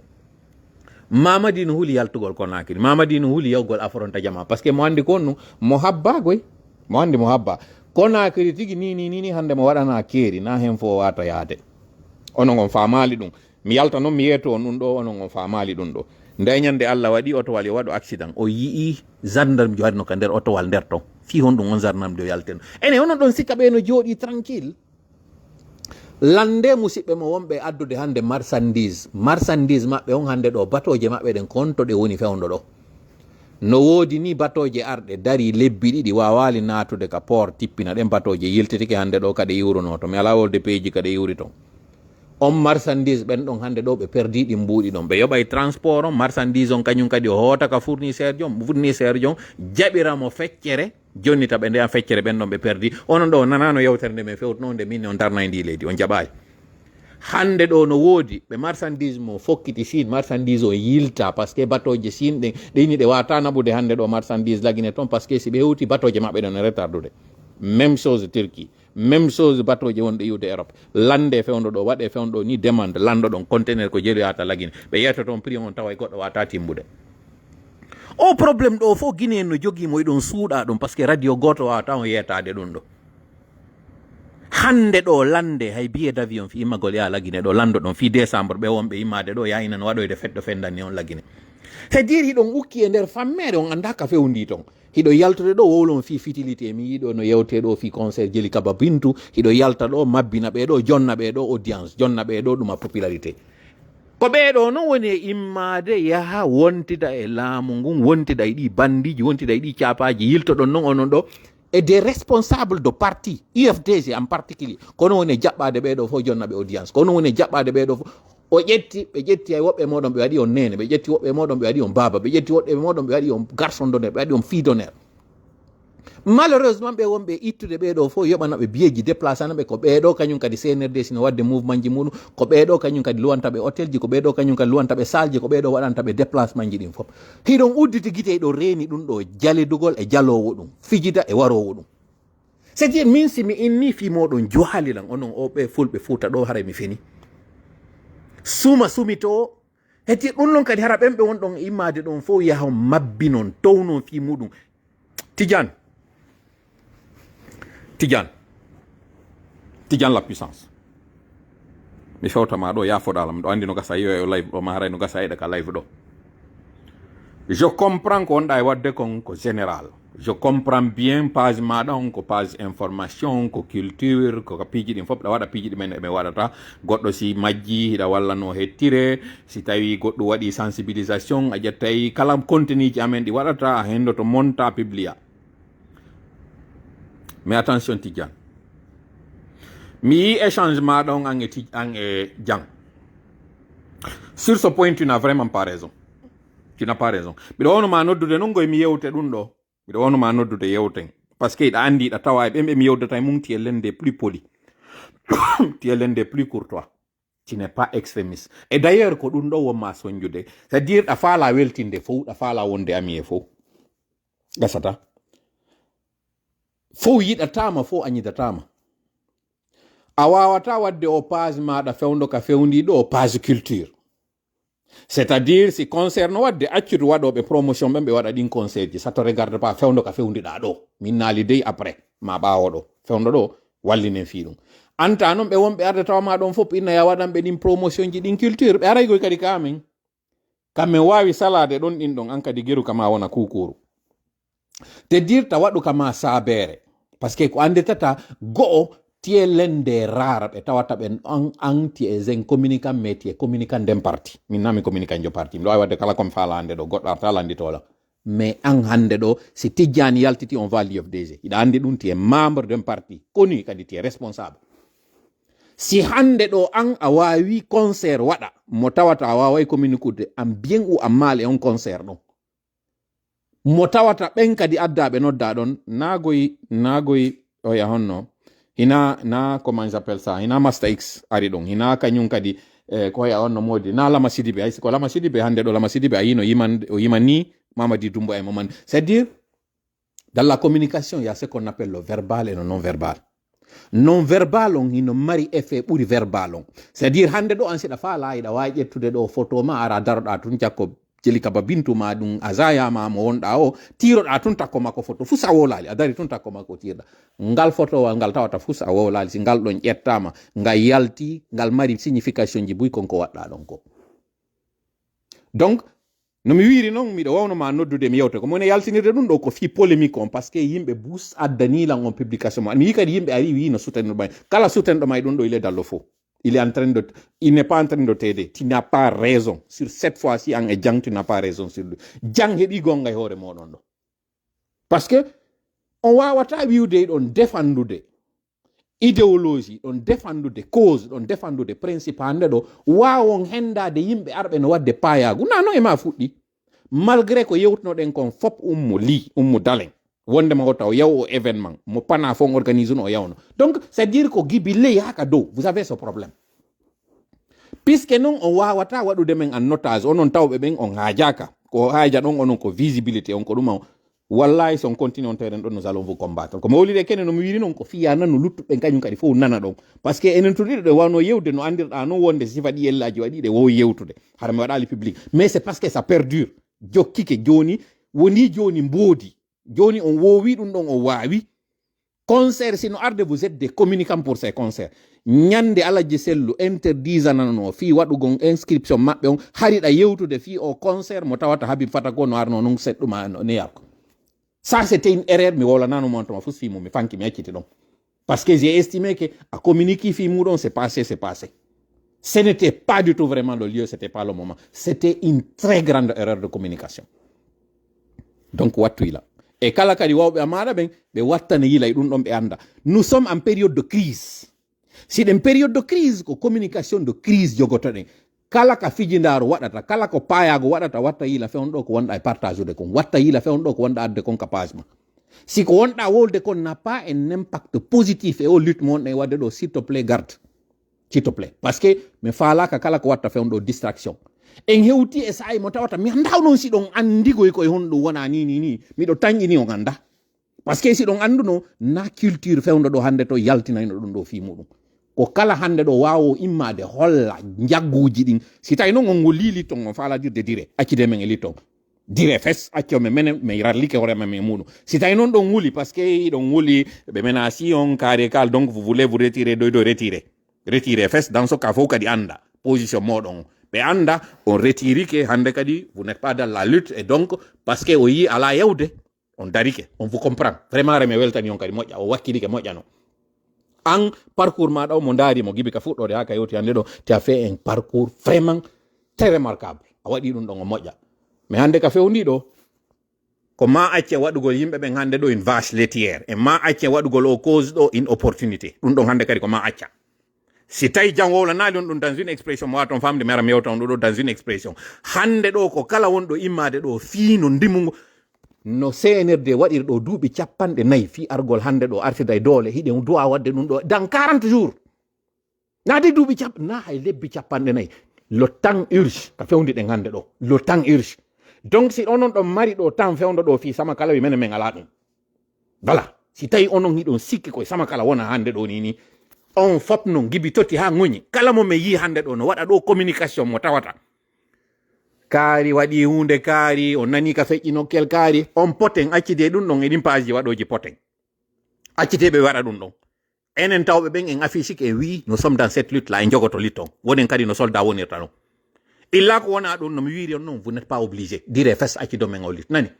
haray ko ɗum ɗon mari komi yewta on ɗo mi tori kala wona balla meɗen allahuma min hawride e sababu allahuma min haray ɗen mari janggo live mon ɗen warde ɗo yaltintinen ɗon ɗin ɗi tawata hande ɗo mi misutun goɗɗi e majji sur ko honɗum CNRD eɓɓino ɓe woni e waɗirde campagne maɓɓe on ko honno ɗi mouvement di soutien ji kono ko honɗum kadi woni ɗin crise ji par exemple syndicat on intersyndical syndicaliste ɓe ɓe menaci ɓen mi andina en noon dans 3 jours ko 1er décembre 2024 yimɓe 300 mayno ka stade fi yoɓe fokkintin konko tawata hande ɗo ɓe fi rawningol fi muɗum ɓen ɗon ɓe mayata ko ɓe maayi ɗon kon fop hande aren ɗo ni en nan après 12 mois après ƴetten ɗum ɗo waɗe wasi hunde waɗali ko hande ɗo noon hanuɗen immade ko hande ɗo noon kadi ɓurɗe marde noon position o yimɓe noon aray ɗo inna non la cause est perdue ko on ɗum noon mi waɗirno on ka fuɗɗode minni on ɓe arɓe ɓen ɗo par exemple inni wondema image on no dari téléphone ji muɗum ɗin ala probléme fes téléphone ji muɗum ɗin ala probléme vous êtes bien normaux kono ko on no mi faala en yaltintinande ko ɗum woni huɓintinde yewtere nden ñande go goɗɗo jannowo l'école o acci jangganakuɓe makko ɓen himo fuɗɗude jannugol o ari o inni wondema neɗɗo no woniri noon hino woodi ɗen hakkille wiwɗe ɗe wondema ɗe wawi jaɓude wo piyum gotum kun ɗon noon kañum kadi aray koye yaltite kene e piide misal nangue nge no woniri wono woniri ko wulunge nangue no woniri ko jalbunge goɗɗo no wawi arde yedda ɗum ɗo kala arɗo yeddi ɗum ɗo jaman fof yaltita e kene ina o moodi ɗum ɗo ko fenade wowla nangue hino yaltite e kene wondema ko jalbunge ko wulunge goɗɗo wata yeddude ɗum noon no tawa ɗin gongaji ɗi tawata kañum kadi kala wurɗo wonɗo aduna ɗo ko maayo o goɗɗo kadi wata yeddude ɗum ɗo watta ko e fasede o inni ɗum ɗo ko ɗin gongaji ɗi tawata ko ɓeynata kon positivisme ko tawata kon wawata ko yeddade o inni kono ka hollugol ɓe wondema on noon positivisme ɗon hino wawa changude ko yaltitani jama o fof e kene goɗɗo no wawi arde watta ɗum ɗon o wona hina gonga o inni mo jonnude ɓe misal wondema nde deftere nde o jogui ɗo ko boɗere o holli ɓe nde o yi on fof ɗo o inni ko boɗere o inni goɗɗo si tawi ari ɓawte enen wonɓe ɓen ɗo taw ɓe yiɗo reeni ɗum ɗo simi landike on nde deftere saabu ko tawata o leeti komi accimo o naata kono o anda e waddino ɗum ɗo simi landike on mi waɗi konko mi wowli ɗo kon joni mi landike on wondema goɗɗum ko tawata kon hino yaltiti fof yi goɗɗo wata yeddude mi lando mina ɗum ɗo ko couleur on ɗo wi on wowlon couleur go wowlon mbadigo ndi tawatana kayro si onon ɗiɗo tato fof wowli piyum gotum kon oɗa no reni le na gonga si wattanaka ile se kanko kadi o landoyama o wiwa ɗum ɗon kadi ko gonga o faala ɓe hollude ɗum ɗo wondema konko wiyete positivisme hino mari kadi dammugal ngal tawata konko tawata fof hino yi inni wondema ko ɗum ɗon ko gonga tabituɗo sikki ala e makko hino wawa yahde ha ɗum ɗon o wurto few watta kadi wontana gonga ko ɗum o faalaɓe hollude hikkoyɗo ɗon on aroy tawi o hewti kono tawi ko o leetuɗo o landi anan on on wi ko boɗe o landi ɗimmon o woni ko boɗe o landi tammon o wi ko boɗe o landoyi nayaɓo on tawɗo on ko on ari anda kon ɗo yewtano ko tawi ko woni kon ha ko o wi ko boɗe kanko kadi fof jali nder ton ɓay jalama o andi wondema o waɗi ella o landi o inni kon no jalira ɗon ɓe inni woy par ce que a wawi wallitade ɓeɗo fof e konko tawata ko fenade ɓay a yiɓe wowli fenade yeehi ha huditike gonga maɗa o a jogike wondema fenade maɓɓe nen ko nde woni gonga aduna on ɗo ko senditi ko pecce ɗiɗi ko ɓen tawɓe ɓen hiɓe reeni gonga on heɓe jogiti kañum kadi ko gonga haka yaha o e ɓen tawɓe ɓen ko ɓe yewtiri ɓawa ko ɗuɗuɓe ɓe woni ko gonga woni ko fenade komi faala wiwde naafi ɓay hande ɗo goɗɗo ɗuuɗi wonɗo e wiwde Mamadi no mériti ngulamu ɗo mo gollude ma ɗum hande ɗo ɓe wawi en fi yimɓe buy ɗuuɗi wonɓe wolde ɗum an iwata ka gonga ma ɗon wiya wallinen fi ɗum ɗo ma wiya ko minen woni ala gonga donc min accituɓe ɓe ɓuuri men doole min accito ɗo goɗɗo dartota ko laamu naafi ɓay yimɓe ɓe waɗi ɗum ɗo e salaji meɗen wondema ko gonga seede on noon mi holli en ɗo si tawi en jaɓi par ce que ɓe arɓe ɗo inni wonde maɓɓe alala yiwde yimɓe ɓen ɗo wattiɓe fenade wattiɓe fenoɓe yeehi e maɓɓe le ko ɗum mi landotoɓe ɗo noon ko jelo e mon ɗannini téléphone moɗon o redemari ono wiyaɓe ɓen ɗo wondema téléphone mo on no mari probléme mi landike on ɗo en toute sincérité ka commentaire ji ono wiya ɓen ɗo wondema o ala no gonga ko téléphone mon on mari probléme ka hakkude mon e Allah ko jelo e moɗo yeehi ha hooli ko wona wiyede ɗon kon soit déconnecti reconnecti redemari téléphone muɗum on woɓɓe hay e change opérateur on si tawi hara kaka téléphone maɓɓe ɓe hotigo e réseau go fi internet maɓɓe on en toute sincérité ka hakkunde mon e Allah ko jelo e moɗon tawɓe ɓen on ari on hewtitike en o live ɗo ɓay o yi yimɓe ɓen inni on hiɗon mari probléme ko jelo e moɗo yehi ha tawi hutitike waɗi ko kañum mari probléme hina internet o mari probléme wayi ha waɗi hoore mum wondema ko gonga o image mo renuɗo yeeso ɗo ko min tolay ɗo renimi ɗo ko jelo e moɗon hakkunde mon e Allah hakkunde mon e Allah ka hakkunde mon e Allah dey na dey ka ɗuma fewndo fuɗɗiɗen hari ko on temeɗɗe jeetoto fewndo kam woni e yewtude ɗo ko on ɓuri guluji jowo ɓen aroyɓe yeeso ɗon ɓe tawata anda ko yewtunoɗen ka fuɗɗade ɓay on wiyama wondema probléme ala e live on iɗo reni miɗo memminade mi towni deftere o yimi memminide ko jelo e moɗo yeehi ha hooli wondema ko kañum wonno ala e gonga yiltiti e lawol muɗum ngol ka tawatale ko kanko wonno gonga kanko wonno e gonga ko jelo e moɗon en fait ko falnoɗe yaltintinde e nder o hikma ɗo komo tawata nayi an iwi kaka woni circulde hay ka réseau sociaux ji kono no woodi woɓɓe ɓe tawata yiyali ma no woodi woɓɓe tawɓe ɓe yii kono ɓe hoolaki no waɗa waɗuɗen ɗo noon hande par ce que ɓe wi yiwndu nandu e fuutindu na gotul laawoto waɗuɗen ɗo no fiyo jama on yi'u kamɓe tigi ɓe yi'a ɓen ɗimmoɓe maɓɓe no gasa o yi par ce que mi darali commentaire ji ɗin on yi ay woɓɓe gono toon tawoɓe e nder commentaire ji ɗi yaha hande kadi ɓe jonnita on gonga hande kadi ɓe acca on dartade ɓe acca commentude surtout kam menace unomi inni ɓe wonɓe wadde ɗum ko wonɓe arde waɗa pagaye ɓe wonɓe wadde ɗum ko perturbateur ɓe hande kadi ɓe deƴƴi saabu ko ɓe huuli ko wotami sanction ɓe surtout wiyeteɗo Ibra Sow on ɓaytugimo waɗi logo frappe on o falaka dartade la mintola wiye o dartike ko tawata général o wowlima amiral o wowli o jaɓi e hoore gonga makko on yo o perdu gonga makko on yo o fukki gonga makko on fi yo min gonga an on tabi to fi yo gongaji menen enen ɓurɓe ɗuɗude ɓen alors que koye fenade on ɗen hiɗon felliti ɗon andi ko enen toñi hiɗen felliti ɗen andina e gonga wonɗen kono sabu en ɗuuɗi e yani e luttuɓen e yani e maɓɓe gonga maɓɓe wonti fenade men nden watti gonga hiɗon jaɓi ɗum ɗo noon yo wonu dalla vraie vie ka gurnan tigi tigi yo gonga mo tawata ɗen e muɗum on hande ɗo yo wallin on gonga fiɓa yimɓe tun dooli e yimɓe woni ɗuuɗoɓe wiwɓe wondema kamɓe mari gonga enen en ala gonga hakkunde mon e Allah paykun e mawɗo mi landi ngallandal ɗo gorko e debbo mi landi ngallandal ɗo gando e mo gandiɗa mi landi ngallandal ɗo par ce que en réalité gorko e debbo paykun e mawɗo pampuɗo baaso e galo gando e mo gandida enen ɗo fof hiɗen mari piwnkun tawata en fop hiɗen fota tere makkum ko wonki mi jogi ko wonki jogi ɗon enen ɗo fop en ñamay en welete en hulay en weltoto en waɗay waɗete ɗin fop ko sendi en kono yirɗen hoore meɗen noon nano wonirɗen noon ka derbeɗe puisque noon en ɓurda hiɗe wawi fotude tere e ɗiɗo kon ɗum no wawirɗen tawde wawa jaɓude nde fenade ɗo nde wonta gonga wonta fenade